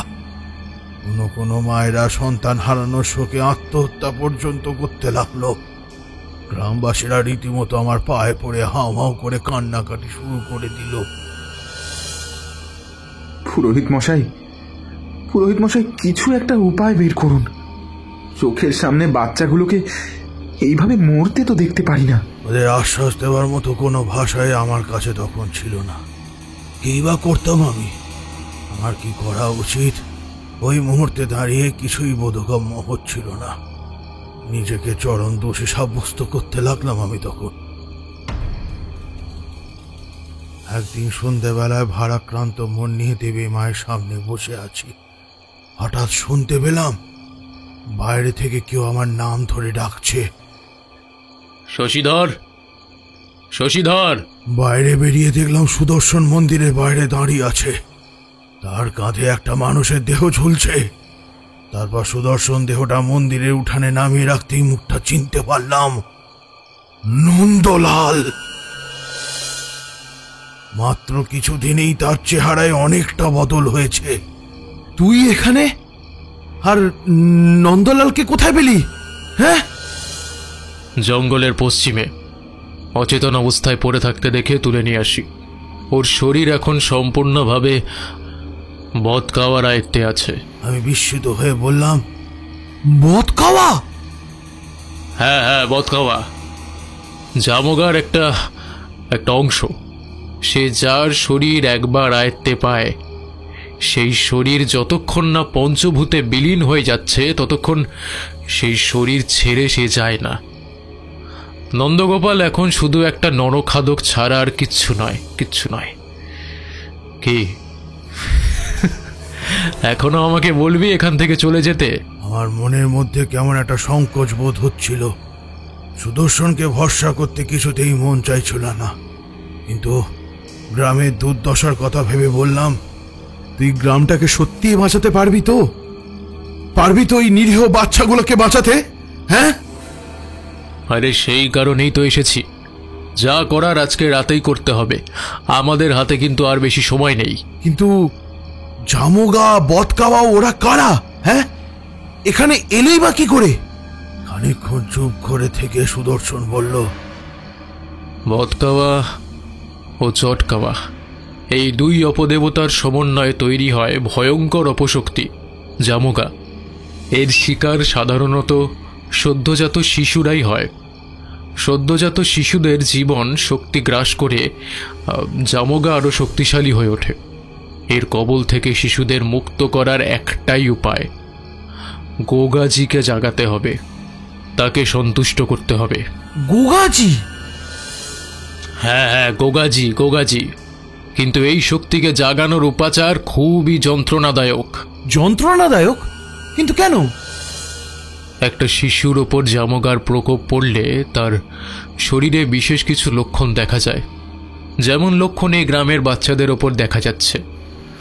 বাচ্চাটির শরীরের ওপর জামগার প্রকোপ পড়েছে কিনা তা নিশ্চিত করার জন্য একটা জীবিত হাঁস বাচ্চাটির সামনে ছেড়ে দিতে হবে।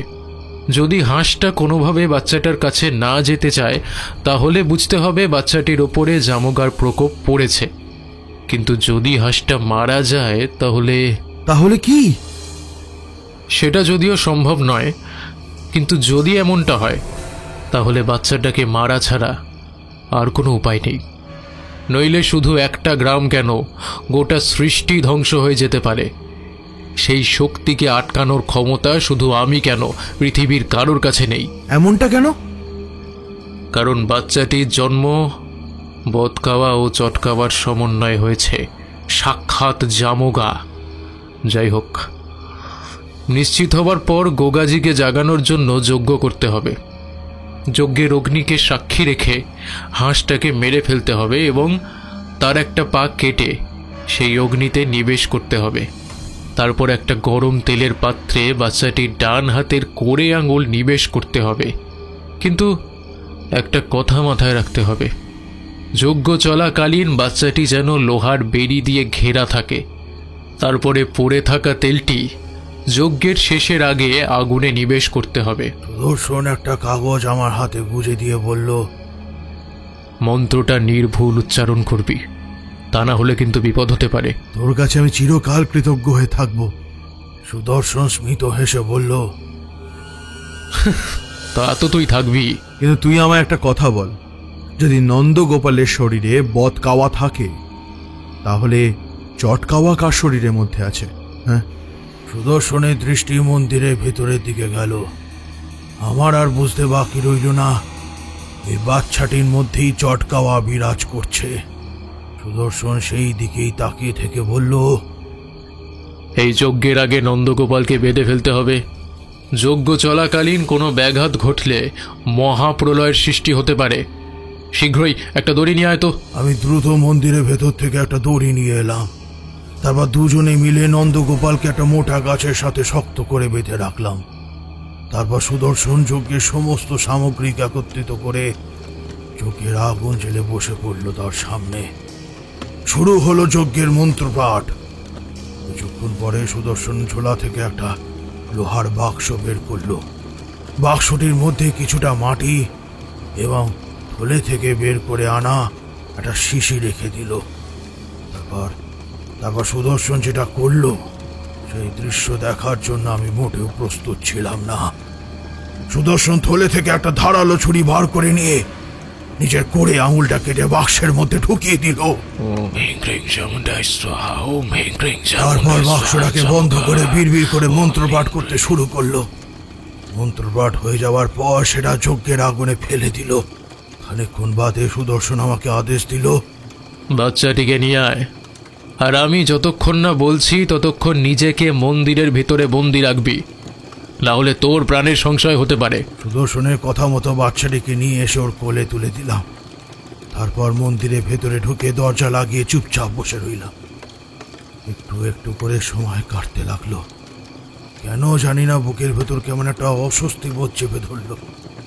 কি মনে হতে দরজাটা খুলে বাইরে বেরিয়ে এলাম। এসে হতবাক হয়ে তাকিয়ে রইলাম। দেখলাম নন্দগোপালের মুন্ডহীন দেহটা পড়ে আছে যজ্ঞের আগুনের পাশে। সুদর্শন বাচ্চাটির গলায় ছুরি ঠেকিয়ে অনন্ত আকাশের দিকে তাকিয়ে ভিড় করে মন্ত্রপাঠ করে চলেছে। জামোগা ওম হিং ক্রিং ফট স্বাহা জামোগা গোজারি।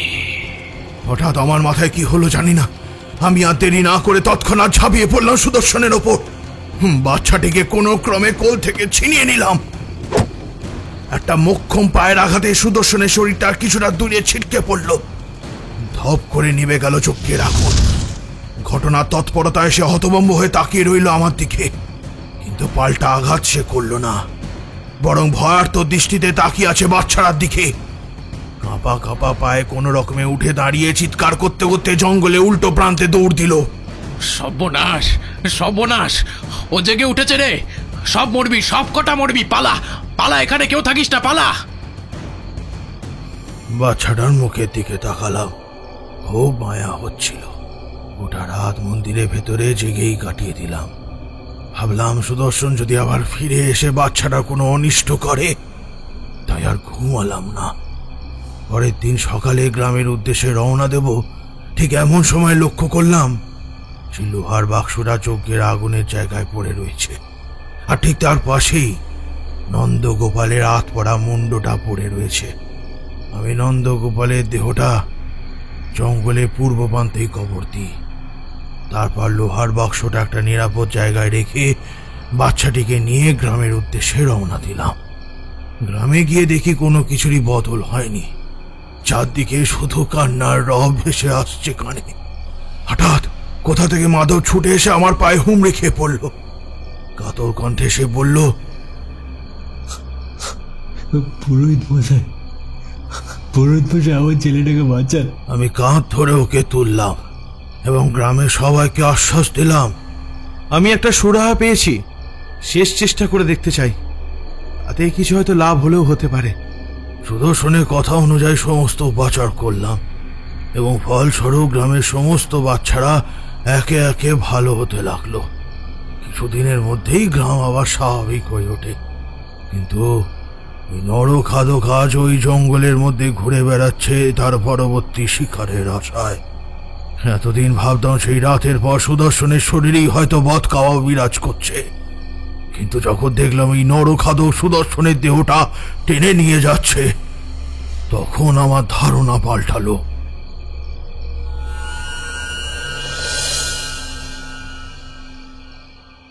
কিছুক্ষণ চুপ থেকে পুরোহিত মশাই আবারও বলা শুরু করলেন।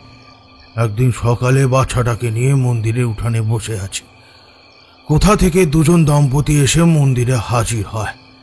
ওদেরকে দেখে পার্শ্ববর্তী কোনো গ্রামের বলে মনে হচ্ছিল না। ভদ্র সভ্য, চোখে মুখে একটা আভিজাত্যের ছাপ। পুরুষ ব্যক্তিটি এগিয়ে এসে বলল, পুরোহিত মশাই, আমি শঙ্কর রায় চৌধুরী, আর ইনি আমার সহধর্মিণী মালতী রায়চৌধুরী। আমরা মাধবপুর গ্রাম থেকে এসেছি। নাম, যশ, খ্যাতি, টাকা পয়সা কোনো কিছুরই অভাব নেই আমার, কিন্তু ভাগ্যের খেলা দেখুন, এত কিছু থাকার সত্ত্বেও আমরা সুখী নয়।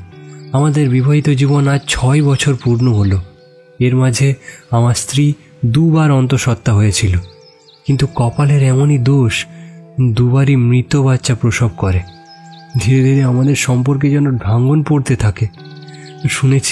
শুনেছি দেবী কুদ্রা বড়ির কাছে খোলা মনে নিঃস্বার্থভাবে যদি কিছু চাওয়া হয় তাহলে উনি ফিরিয়ে দেন না। আমি হাত জোর করে ওদেরকে বললাম, আপনারা যদি আমার একটা উপকার করতে পারেন, আমি চিরকাল আপনাদের কাছে ঋণী হয়ে থাকব। ছি ছি ছি, দয়া করে এমন বলবেন না। আপনি ব্রাহ্মণ মানুষ, আমি যদি আপনার কোনো উপকারে আসি নিজেকে ধন্য মনে করব। আমি মন্দিরের ভেতর থেকে বাচ্চাটাকে নিয়ে এলাম, তারপর বাচ্চাটিকে ওদের সামনে তুলে ধরলাম। মা বাবা হারা একটা সন্তান, আমি বিয়ে করিনি, নিজের বলতেও কেউ নেই, দিন আনি দিন খাই। এর ভরণ পোষণের দায়িত্ব আমার নেওয়া সম্ভব নয়। সত্যি কথা বলতে গেলে আমার পক্ষে বড্ড কঠিন। যদি আপনারা একে দত্তক নেন তাহলে আমি খুবই উপকৃত হব। ওদের চোখে আনন্দের অশ্রু দেখে আমি খুব খুশি হলাম। বাচ্চাটাকে ওদের হাতে তুলে স্বস্তির নিঃশ্বাস ফেললাম। এতটা বলে পুরোহিত মশাই থামলেন। অনাবিল বিস্ময়ের সাথে তাকিয়ে রইল পুরোহিত মশাইয়ের দিকে। কাঁপা কাঁপা গলায় সে বলল, কি নাম বললেন যেন? কার? ওই দম্পতির।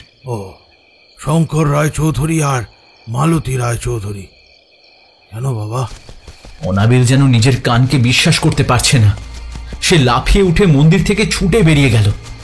এদিকে পুরোহিত মশাই উঠে হ্যারিকেনের শিখাটা আর একটু বাড়িয়ে দিল। তারপর নিজের নকল করে আঙুলে হালকা চাপ দিয়ে সেটি স্থানচ্যুত করে আঙুলটি চোখের সামনে তুলে ধরলেন। তার মুখে একটা ঐশাচিক হাসি।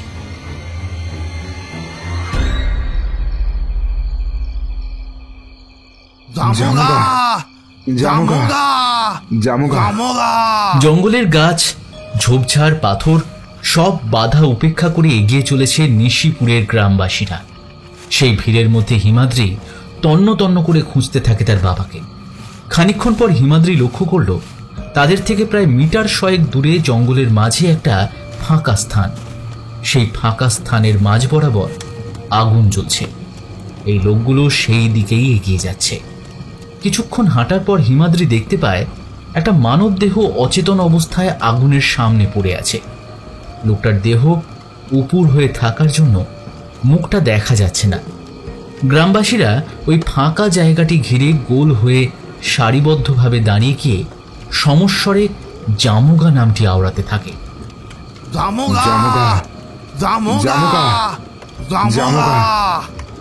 হঠাৎ অপর প্রান্তের লোকগুলো এক পাশ হয়ে দাঁড়িয়ে যায়, ঠিক যেন কারোর আসার জন্য তারা পথ ছেড়ে দিচ্ছে। ব্যাপারটা কি দেখার জন্য হিমাদ্রি আরো খানিকটা এগিয়ে গেল। তারপর সে দেখতে পেল একজন কালো রঙের ধুতি পরা ব্যক্তি সেই পথ দিয়ে এগিয়ে আসছে। হিমাদ্রি ভারী অবাক হলো, ক্ষীণ কণ্ঠে বলে উঠল, বাবা। নিশ্ছিদ্র অন্ধকারে অনাবিল উন্মাদের মতো জঙ্গলের মধ্যে দিয়ে ছুটে চলেছে। একটা কাঁটা গাছে ঘষা লেগে তার হাতের কনুইয়ের কাজটায় খানিকটা কেটে গেল, কিন্তু সেদিকে তার কোনো ভ্রুক্ষেপ নেই। পুরোহিত যেই গ্রাম আর যে দম্পতির কথা বললেন, অনাবিল তাদের সাথে খুব ভালোভাবেই পরিচিত। মাধাপুর তার নিজেরই গ্রাম। শঙ্কর রায়চৌধুরী, মালতী রায়চৌধুরী তার বাবা মায়ের নাম। এতটা কাকতালীয় ব্যাপার কিভাবে সম্ভব? তাহলে কি অনাবিলের মনের মধ্যে যেন ঝড় বয়ে চলেছে। তাকে কালই বাড়ি ফিরতে হবে, জানতে হবে সমস্ত সত্যিটা। এত বড় সত্যিটা ওর বাবা মা ওর কাছ থেকে লুকিয়েছে। এই সমস্ত ভাবতে ভাবতে অনাবিল কখন যে গ্রামের রাস্তায় এসে পৌঁছলো সেই দিকে খেয়াল ছিল না। গ্রামে পৌঁছে সে ভারী অবাক হলো। গ্রামের প্রত্যেকটা বাড়ির দরজা খোলা অবস্থায় পড়ে আছে। ব্যাপার কি? সন্ধ্যা নামলে যে সমস্ত লোকেরা ঘরে জানালা খুলতে ভয় পায়, তারা দিব্যি বাড়ির দরজা খুলে রেখে ঘুমাচ্ছে। অনাবিল গিয়ে দু একটা বাড়ি প্রত্যক্ষ করল। না, জনমানবের কোনো চিহ্ন সেখানে নেই। আশ্চর্য, গেল কোথায় সবাই? অনাবিল হিমাদ্রির বাড়িতে ফিরে এসে দেখল হিমাদ্রি বিছানার উপর বসে আছে। অনাবিলকে দেখে হিমাদ্রি উঠে এসে বলল, তোর অপেক্ষাই করছিলাম, কোথায় ছিলিস এতক্ষণ? মন্দিরে। কিন্তু গ্রামের বাকি সবাই কোথায়? বাড়ির দরজা খুলে রেখে কোথায় গেছে? কি করে বলবো? ঘুম থেকে উঠে দেখি বাড়িতে না তুই আছিস না বাবা। গ্রামের লোকেরাও যে কোথায় চলে গেল। আমার মনে হয় ওরা সবাই মিনাপুকুরের দিকে গেছে। মিনাপুকুর? হতে পারে, কারণ সমস্ত রকম রিচুয়াল তো ওখানেই পালন হয়। একবার গিয়ে দেখে আসবি নাকি? হ্যাঁ, ব্যাপারটা দেখতে হচ্ছে তো, একবার চল তো। হিমাদ্রি আর অনাবিল যখন মিনাপুকুরের কাছে এলো, তারা দেখল পুকুরটাকে ঘিরে বেশ ভিড় জমায়েত হয়েছে। অনাবিল আগ্রহের সাথে এগিয়ে গেল সেদিকে। ভিড় ঠেলে সে যখন পুকুরের সামনে এসে দাঁড়ালো, সে দেখতে পেল একটা বছর 5 বাচ্চা পুকুরের একদম মাঝে হাবুডুবু খাচ্ছে। আর গ্রামবাসীরা সেই দৃশ্য তাকিয়ে তাকিয়ে দেখছে। তাদের মুখে কোনো অভিব্যক্তি নেই। অনাবিল চিৎকার করে বলে উঠল, আপনারা কি পাগল হয়ে গেছেন নাকি? হ্যাঁ, দাঁড়িয়ে দাঁড়িয়ে একটা বাচ্চাকে মরতে দেখছেন? অনাবিল পায়ের জুতোটা খুলে ঝাঁপ দিতে যাবে, ঠিক তখনই সে তার হাতে একটা টান অনুভব করল। পিছন ফিরতেই অনাবিল দেখতে পেল জঙ্গলে দেখা সেই বাচ্চা মেয়েটি।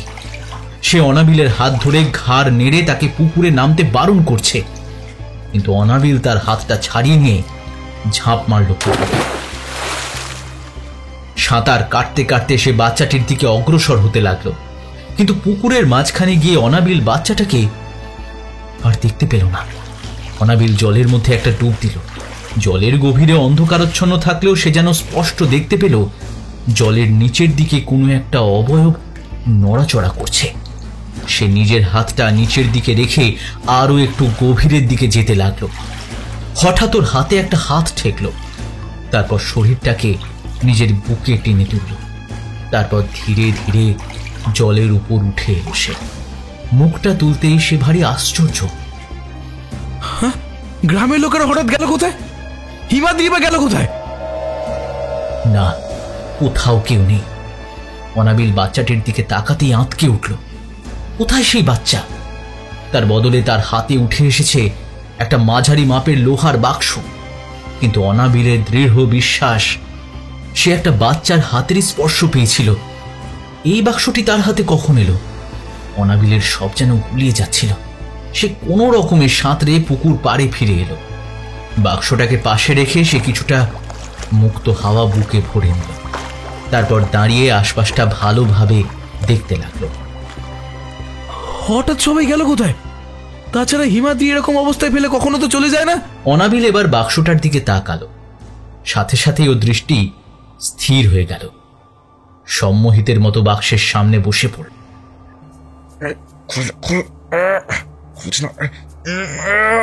তারপর একটা মোক্ষম হাতের আঘাতে ডালাটা ভেঙে ফেলল।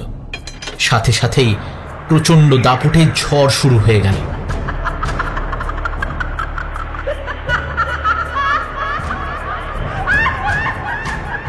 একটা গভীর পৈশাচিক হাসি গোটা পরিবেশটাকে কাঁপিয়ে দিল। সাথে সাথেই অনাবিল জ্ঞান হারিয়ে মাটিতে লুটিয়ে পড়ল।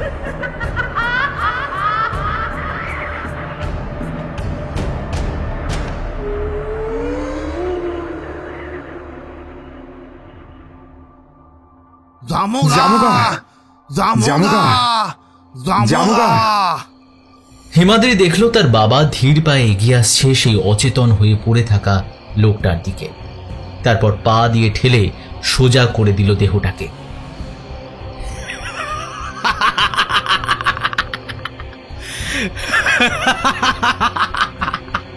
হঠাৎই ভিড়ের ওপর দিক থেকে একটা অট্টহাসির আওয়াজ ভেসে এলো হিমাদ্রির কানে।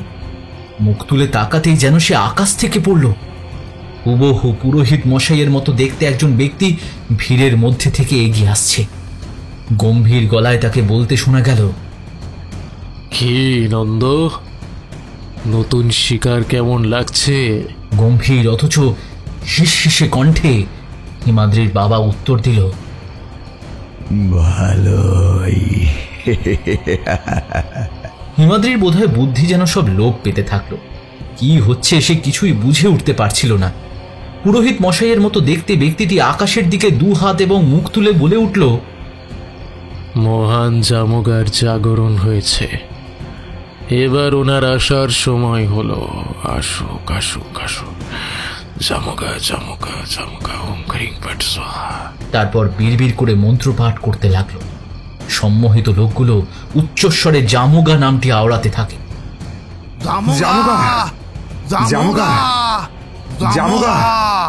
আশেপাশের বাতাস যেন ধীরে ধীরে ভারী হতে লাগলো। হঠাৎই অনেক দূর থেকে বাতাসের শব্দ হিমাদ্রির কানে এসে পৌঁছল। ক্ষণিক অপেক্ষা, তারপর হঠাৎ করে শুরু হয়ে গেল প্রবল দাপটে ঝড়। গোটা আকাশ ঢেকে গেল কালো কুঞ্ঝটিকায়।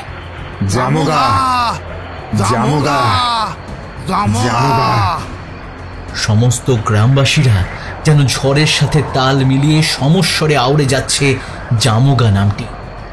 হঠাৎই ফাঁকা স্থানটি থেকে কিছুটা দূরে গাছ পড়ার শব্দ হিমাদ্রির কানে এলো। কেউ যেন জঙ্গল চিরে বাইরে বেরিয়ে আসতে চাইছে। একটু একটু করে সে এগিয়ে আসছে। পুরোহিত মশাই আর হিমাদ্রির বাবা সহ গোটা গ্রামবাসীরা মাথা নত করে রয়েছে তার আগমন পথের দিকে। এইবার হিমাদ্রির ভিড়মি খেয়ে যাওয়ার মতো অবস্থা।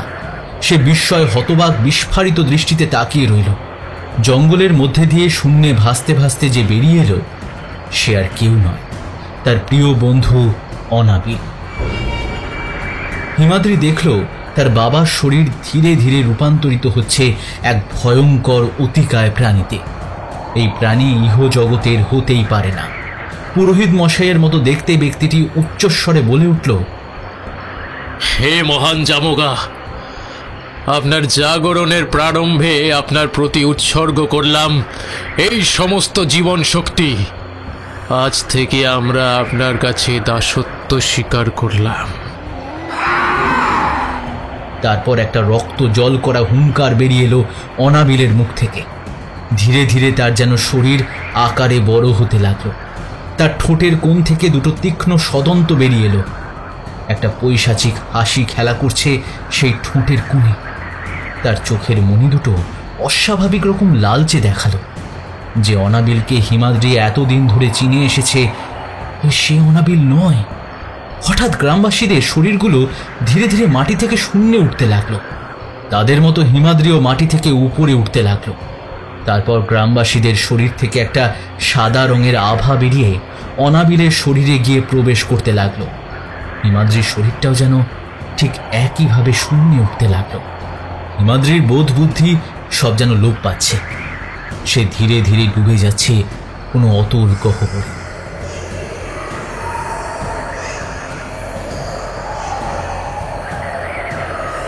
আচমকাই হিমাদ্রির চমক কাটল একটা হ্যাঁচকা টানে। তার পা দুটো আবার মাটিতে স্পর্শ করল।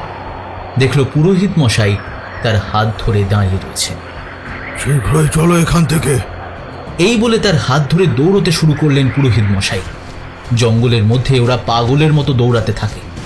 বেশ কিছুক্ষণ দৌড়ানোর পর ওরা একটা বড় পাথরের চাইয়ের কাছে এসে পৌঁছল। দুজনেরই হৃদস্পন্দন দ্রুত ওঠানামা করছে। পুরোহিত মশাই নিজের শরীরটাকে আর সামলে রাখতে পারছিলেন না। পাথরের উপর পিঠ ঠেকিয়ে বসে পড়লেন। জড়ানো গলায় তিনি বললেন, তুই ঠিক আছো তো? আমার কথা ছাড়ুন পুরোহিত মশাই, গ্রামের কথা ভাবুন। কি হচ্ছে, কেন হচ্ছে? আমার সবকিছু তালগোল পাকিয়ে যাচ্ছে। আমার বাবা আমার চোখের সামনে একটা বিভৎস জন্তুতে পরিণত হলো, তারপর অনাবিলকে এখানে এনে এমন বিপদের মুখে ঠেলে দিলাম, ও তোর নিজের মধ্যেই নেই। পুরোহিত মশাই স্মিত হেসে বললেন, কে বললো তুমি ওকে এখানে এনেছো? ওর ভাগ্য ওকে এখানে টেনে নিয়ে এসেছে। মানে কি বলতে চাইছেন? তোমার বন্ধু অনাবিলকে রাতে কখনো ঘুমোতে দেখেছো?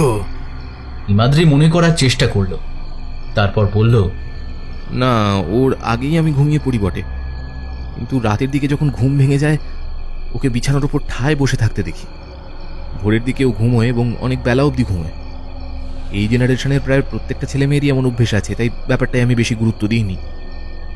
তা নয়, এখানে আসার পর একবারও কি ওকে ঘুমোতে দেখেছো? তা ঠিক বলতে পারবো না, কিন্তু কেন জিজ্ঞেস করছেন বলুন তো?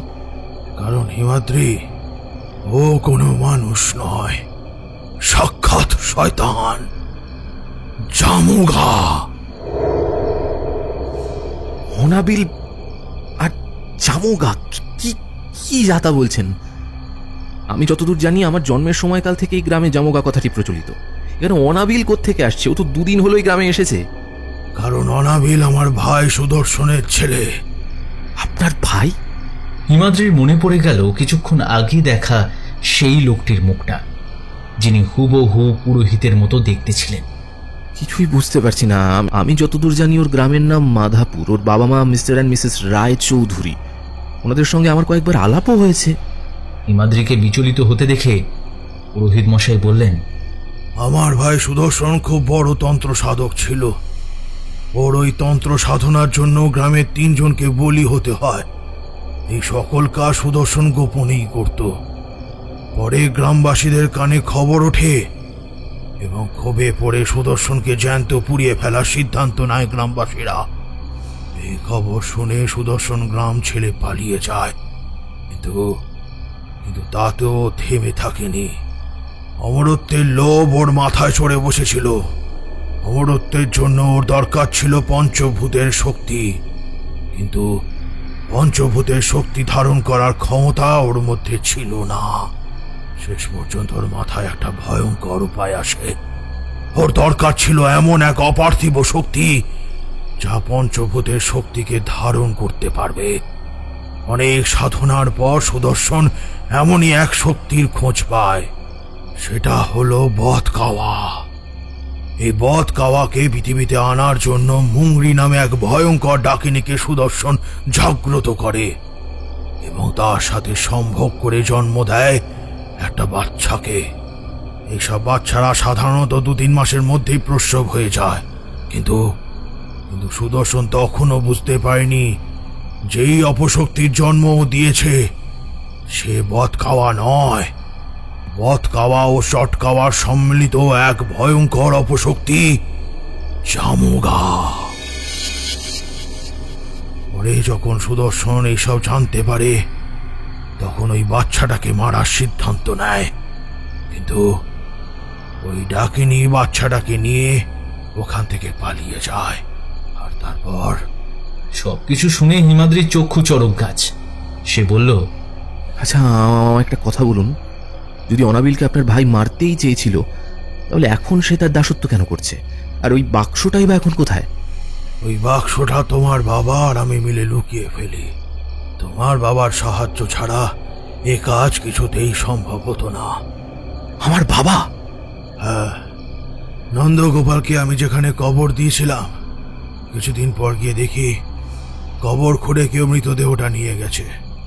বুঝতে পেরেছিলাম এটা সুদর্শনেরই কাজ এবং সে ভয়ঙ্কর কিছু পরিকল্পনা করছে। এখন বুঝতে পারছি আমার ধারণাটাই ঠিক। ওই বাচ্চাটাকে 2 মাসের মধ্যে শেষ না করতে পারলে তারপর কারোর ক্ষমতা নেই ওই বাচ্চাটার কোনো ক্ষতি করার। সুদর্শন সে কাজে সফল হয়নি। প্রথমে ডাকিনীর দ্বারা, পরে আমার দ্বারা। বাচ্চাটাকে রায়চৌধুরী দম্পতি হাতে তুলে দেওয়ার পর ভেবেছিলাম এই গ্রাম আর ওই বাচ্চা দুজনেই এখন সুরক্ষিত, কিন্তু সুদর্শন আড়ালে সব খবরাখবর রাখত। বাচ্চাদের উপর জামগার প্রকোপ সেই দিনের পর থেকে কেটে যায়, কিন্তু গ্রামবাসীদের মন থেকে তা এখনো কেটে উঠতে পারেনি। বাচ্চার জ্বর, মুহুর্মুহুর বমি হলে ওরা ভাবে জামগার প্রকোপ পড়েছে, এবং বাচ্চার উপর যন্ত্রণাদায়ক সব কৃত্রিকলাপ এখনো চলে আসছে। কিন্তু নন্দগোপালকে সুদর্শন পুনরায় জাগ্রত করল, এবং তার জাগরণের পর সে আরো ভয়ঙ্কর হয়ে ওঠে।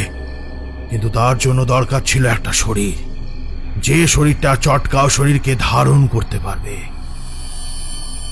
জানলে তুমি আশ্চর্য হবে, তোমার বাবাও আমাদের সবার শরীরে গগাশির বংশের রক্ত বইছে। সে খবর তোমার বাবা জানতেন না, আমিও জানতাম না, যদি না নন্দ তোমার বাবার শরীরে প্রবেশ করত। তোমার জন্ম দেওয়ার সাথে সাথেই তোমার মা মারা যায়। সেই শোকে তোমার বাবাও যথেষ্ট ভেঙে পড়েছিলেন, এবং সেই সুযোগকে কাজে লাগিয়ে নন্দগোপাল তোমার বাবার শরীর বশে আনে। কিন্তু তোমার বাবার শরীরে গগাজি বংশের রক্ত, তাই নন্দ দেহ পেলেও তা সম্পূর্ণভাবে আয়ত্তে আনতে পারেনি। রাতের কিছু প্রহর যেখানে নন্দগোপাল জেগে ওঠে, তোমার বাবা সেটা বুঝতে পেরেছিল, এবং তোমাকে রক্ষার খাতিরে রাতের ওই সময়টুকু বাড়ির বাইরে রাখত। তোমার বয়স একটু বেশি হলে তোমাকে গ্রামের বাইরে পাঠিয়ে দিত, যাতে কোনো রকম ভাবে তোমার ক্ষতি না হয়। আমি অবশ্যই ব্যাপারটা অনেক দেরিতে জেনেছি। তোমরা এখানে আসার প্রায় 3 দিন আগে সুদর্শন আমার কাছে আসে, এবং এসে সেই বাক্সটা দাবি করে আমার কাছে। তাকে বাক্সটি না দেওয়ায় সে রীতিমতো আমাকে শাসিয়ে চলে যায়। ওই বাক্সটিতে জামগার সমস্ত ইতিবাচক শক্তি বন্দী ছিল, যেটা ছাড়া জামগার জাগরণ অসম্ভব। তাই ওই দিন রাতে বাক্সটিকে তোমার বাবার রক্ত দিয়ে মন্ত্রপুত করে মিনার পুকুরে ওটাকে বিসর্জন দেই। কোনো খারাপ ব্যক্তিত্বের মানুষ ওই বাক্স কখনোই হাসিল করতে পারবে না। ওই মন্ত্র বলে এমনই শক্তি ছিল। জানি না ওই বাক্স কিভাবে অনাবিলের হাতে পৌঁছলো, কিন্তু জামগার শক্তি চরমতম পর্যায়ে পৌঁছানোর আগের মুহূর্তে কেউ যদি জামগার একটা আঙুল কেটে গ্রাস করে, জামগা চিরকালের জন্য তার দাস হয়ে যায়। আর আজ সুদর্শন ঠিক ওই সময়ের জন্যই অপেক্ষা করছে। কিছুক্ষণ সব চুপচাপ। নিস্তব্ধতা ভেঙে হিমাদ্রি বলল, এখন উপায়? হ্যাঁ, একটা উপায় আছে। যদি কোনোভাবে গগাজিকে জাগানো যায় তাহলে এসব আটকানো সম্ভব। কিন্তু কিভাবে? হিমাদ্রির কথা সম্পূর্ণ হওয়ার আগে ঝোপঝাড় নড়ে ওঠার শব্দে দুজনেই সচকিত হয়ে সেদিকে তাকাল। সাথে সাথেই ওদের হৃদস্পন্দন যেন কিছু সময়ের জন্য থেমে গেল। ওরা দেখল সেই ভয়ঙ্কর জীবটা ওদের দিকে লোলুপ দৃষ্টিতে তাকিয়ে আছে। তার জিভ থেকে লালা ঝরে পড়ছে। পুরোহিত মশাই চিৎকার করে উঠলেন, পালাও, পালাও, তুমি পালাও! সাথে সাথেই দুজনে প্রাণপণে ছুটতে শুরু করল। পুরোহিত মশাই কিছুটা পিছিয়ে পড়েন। হিমাদ্রি চিৎকার করে ওঠেন, পুরোহিত মশাই! কিন্তু পুরোহিত মশাই তার ডাকে উত্তর দেওয়ার আগেই অতিকায় প্রাণীটি ঝাঁপিয়ে পড়ে পুরোহিত মশাইয়ের উপরে।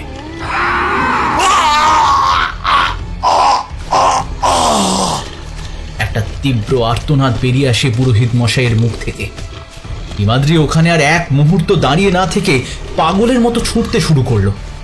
হঠাৎ একটা গাছের সাথে তীব্র সংঘর্ষের ফলে ওর শরীরটা ছিটকে কিছুটা দূরে গিয়ে পড়ে, এবং সাথে সাথেই হিমাদ্রির জ্ঞান হারিয়ে যায়।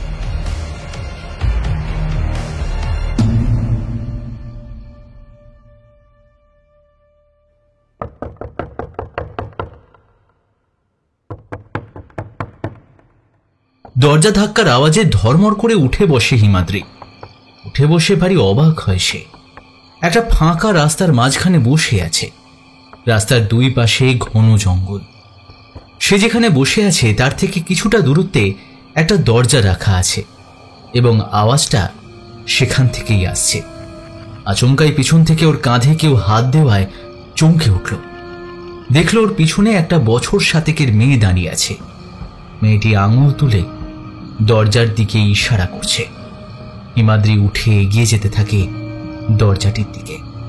কোথা থেকে একটা মধুর বাঁশির সুর তার কানে ভেসে আসছে। বারবার মনে হচ্ছে এই সুর তার কাছে খুবই পরিচিত। দরজার সামনে এসে কিছুক্ষণ দাঁড়ালো সে। আবারও দরজার পিছন থেকে ধাক্কা দেওয়ার শব্দ ভেসে এল। মেয়েটি ওকে ইশারায় দরজাটি খুলতে বলল। হিমাদ্রি খুলে ফেলল দরজাটা।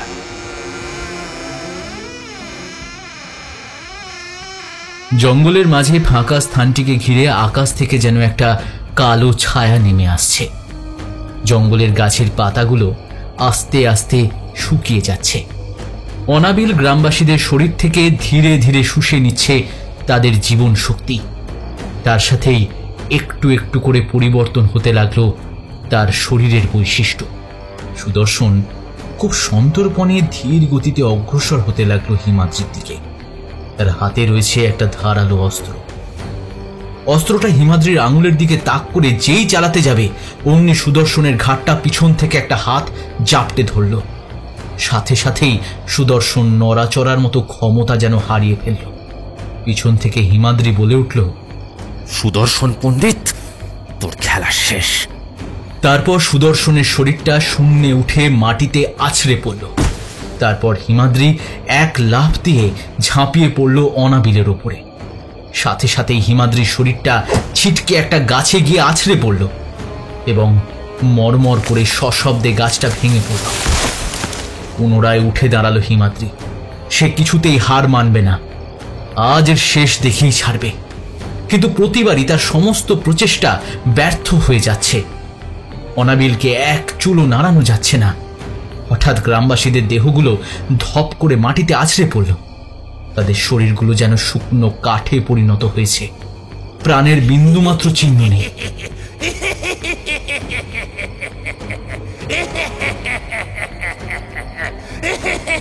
তারপর একটা বিকট হাসিতে কেঁপে উঠল গোটা জঙ্গল। হিমাদ্রির সামনে এখন যে অবয়বটি দাঁড়িয়ে আছে তার সাথে অনাবিলের বিন্দুমাত্র মিল নেই। শয়তানটা ধীরে ধীরে এগিয়ে আসছে হিমাদ্রির দিকে। সে তার হাতটা হিমাদ্রির দিকে বাড়াতেই হিমাদ্রির শরীরটা ধীরে ধীরে শূন্যে উঠতে শুরু করল। হিমাদ্রির গোটা শরীর যেন আড়ষ্ট হয়ে গেল। শত চেষ্টা করেও নিজের শরীরটাকে সে বন্ধন থেকে মুক্ত করতে পারছে না। শয়তানটা ধীরে ধীরে শুষে নিচ্ছে হিমাদ্রির প্রাণ শক্তি। হঠাৎ শয়তানটা একটা তীব্র আর্তনাদ করে উঠল। সাথে সাথেই হিমাদ্রির শরীরটা ধপ করে মাটিতে পড়ে গেল। সে তাকিয়ে দেখল শয়তানটার ডান হাতের কোরে আঙুলটা কাটা। সেই আঙুল এখন সুদর্শনের হাতে। সে গপ করে আঙুলটি সোজা গলায় চালান করে নিল। ঢোক গেলার মতো গিলে নিল আঙুলটি। তারপর ধক করে যেন তার চোখের মণি দুটো জ্বলে উঠল। তার মুখে বিজয়ের হাসি খেলা করছে। হিমাদ্রি দেখল শয়তানটি মাথা নত করেছে সুদর্শনের সামনে। তার মুখে একটা পৈশাচিক হাসি।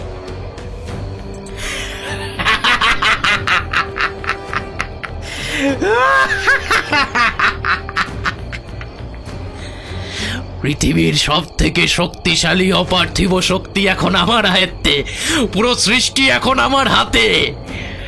সমস্ত মানব জাতি এখন আমার দাস হয়ে থাকবে। আমি অমর। আমাকে কেউ কোনোদিন হারাতে পারবে না।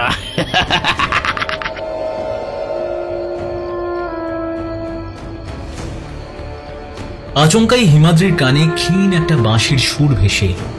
হিমাদ্রি দেখল তার পাশে সেই বাচ্চা মেয়েটি এসে দাঁড়িয়েছে।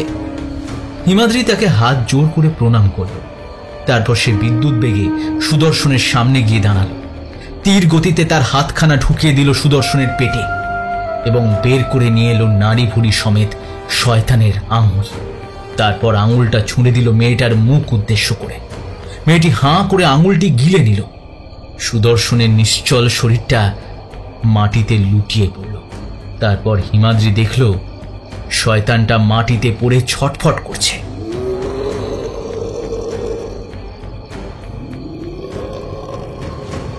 তার গলা থেকে রক্ত জল করা আর্তনাদ ভেসে আসছে। পুনরায় শয়তানটা অনাবিলের রূপে ফিরে আসছে, কিন্তু তার শরীর নিশ্চল। হিমাদ্রি দৌড়ে গিয়ে বসে পড়ল অনাবিলের কাছে। তার মাথাটা নিজের কোলের উপর তুলল, তার হাত ধরে নাড়ি পরীক্ষা করে হতাশার সাথে ছেড়ে দিল হাতটা। অনাবিল মৃত।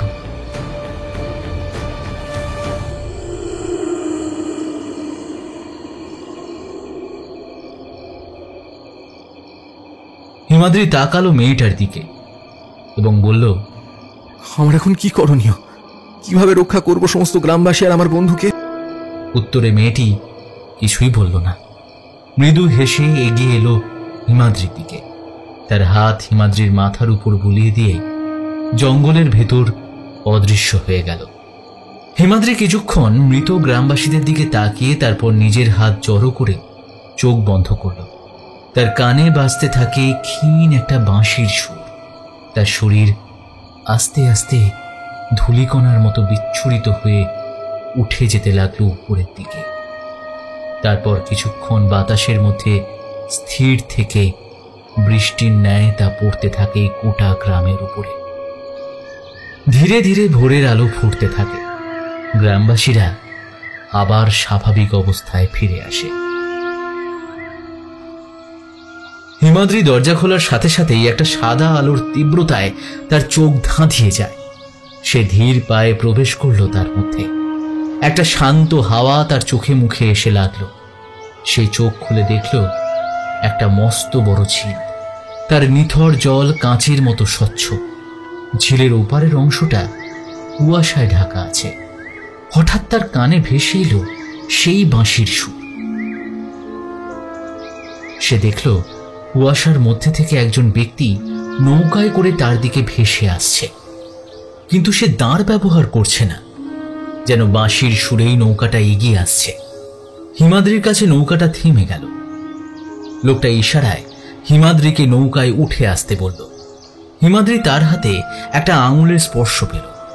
দেখল মেয়েটি তার হাত ধরে দাঁড়িয়ে আছে এবং তাকে নৌকায় ওঠার জন্য ইশারা করছে। হিমাদ্রি নৌকায় উঠে বসল। ধীরে ধীরে নৌকাটা কুয়াশায় মিলিয়ে গেল। আজ বহু বছর পর নিশিপুর গ্রাম আবার তার নিজের ছন্দে ফিরে এসেছে। পাখির কলরব, বাতাসে মিষ্টি একটা সুগন্ধ, সবুজ গাছপালা, হলুদ ধানক্ষেত, প্রত্যেকটা গ্রামবাসীদের মুখে আনন্দের সীমা নেই। এদিকে অনিচ্ছা সত্ত্বেও অনাবিল দেবী কুদ্রাবুড়ির মন্দিরের পুরোহিত, কারণ তার কাটা আঙুলখানা এখন রয়েছে দেবী মায়ের পেটে।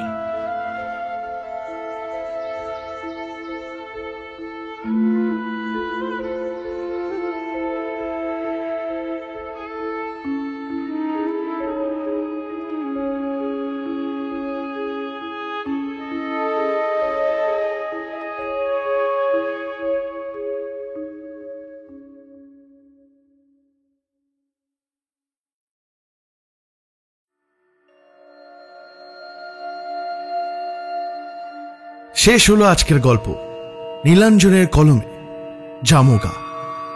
আজকের গল্প পাঠে এখন গল্প থেকে সুমন, অন্যান্য চরিত্রে হরোস্কোপ অফিসিয়াল, স্কেয়ার এলিভেটর এবং হানাবাড়ি থেকে রুভিনা, বং স্টোরি হাব থেকে Neel, Soumik, Freaky Friday Stories Fiction Hunt Kathakatha থেকে সায়ন্তন, ফেরারিমন থেকে বুবাই, দুর্বা, নীলাঞ্জন, শুধু গল্পের জন্য স্কেয়ার এলিভেটর থেকে বিপুল, মিমো আর আমি ঋদ্ধি, স্ক্রিপ্টিং নেহা, বিশেষ সহযোগিতায় দিশানি।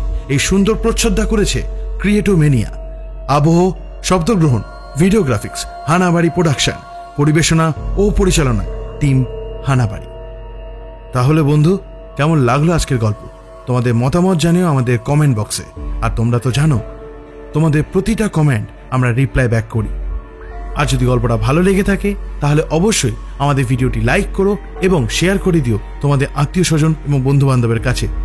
তাদেরকে বলো আমাদের হানাবাড়ি ইউটিউব চ্যানেলটা যেন তারা সাবস্ক্রাইব করে পাশে রাখা বেল আইকন ক্লিক করে অল করে দেয়, যাতে আমাদের নতুন নতুন ভিডিও এলে সবার আগে তাদের কাছেও নোটিফিকেশন পৌঁছে যায়। আর এই লাইক এবং শেয়ার হলেই আমরা নতুন নতুন গল্প আনতে আরো উৎসাহ বোধ করি। তাহলে বন্ধু, দেখা হচ্ছে পরবর্তী কোনো গল্পে। ততদিন ভালো থেকো, সুস্থ থেকো, হানাবাড়ি পাশে থেকো, সাবধানে থেকো আর ভয় থেকো। শুভরাত্রি।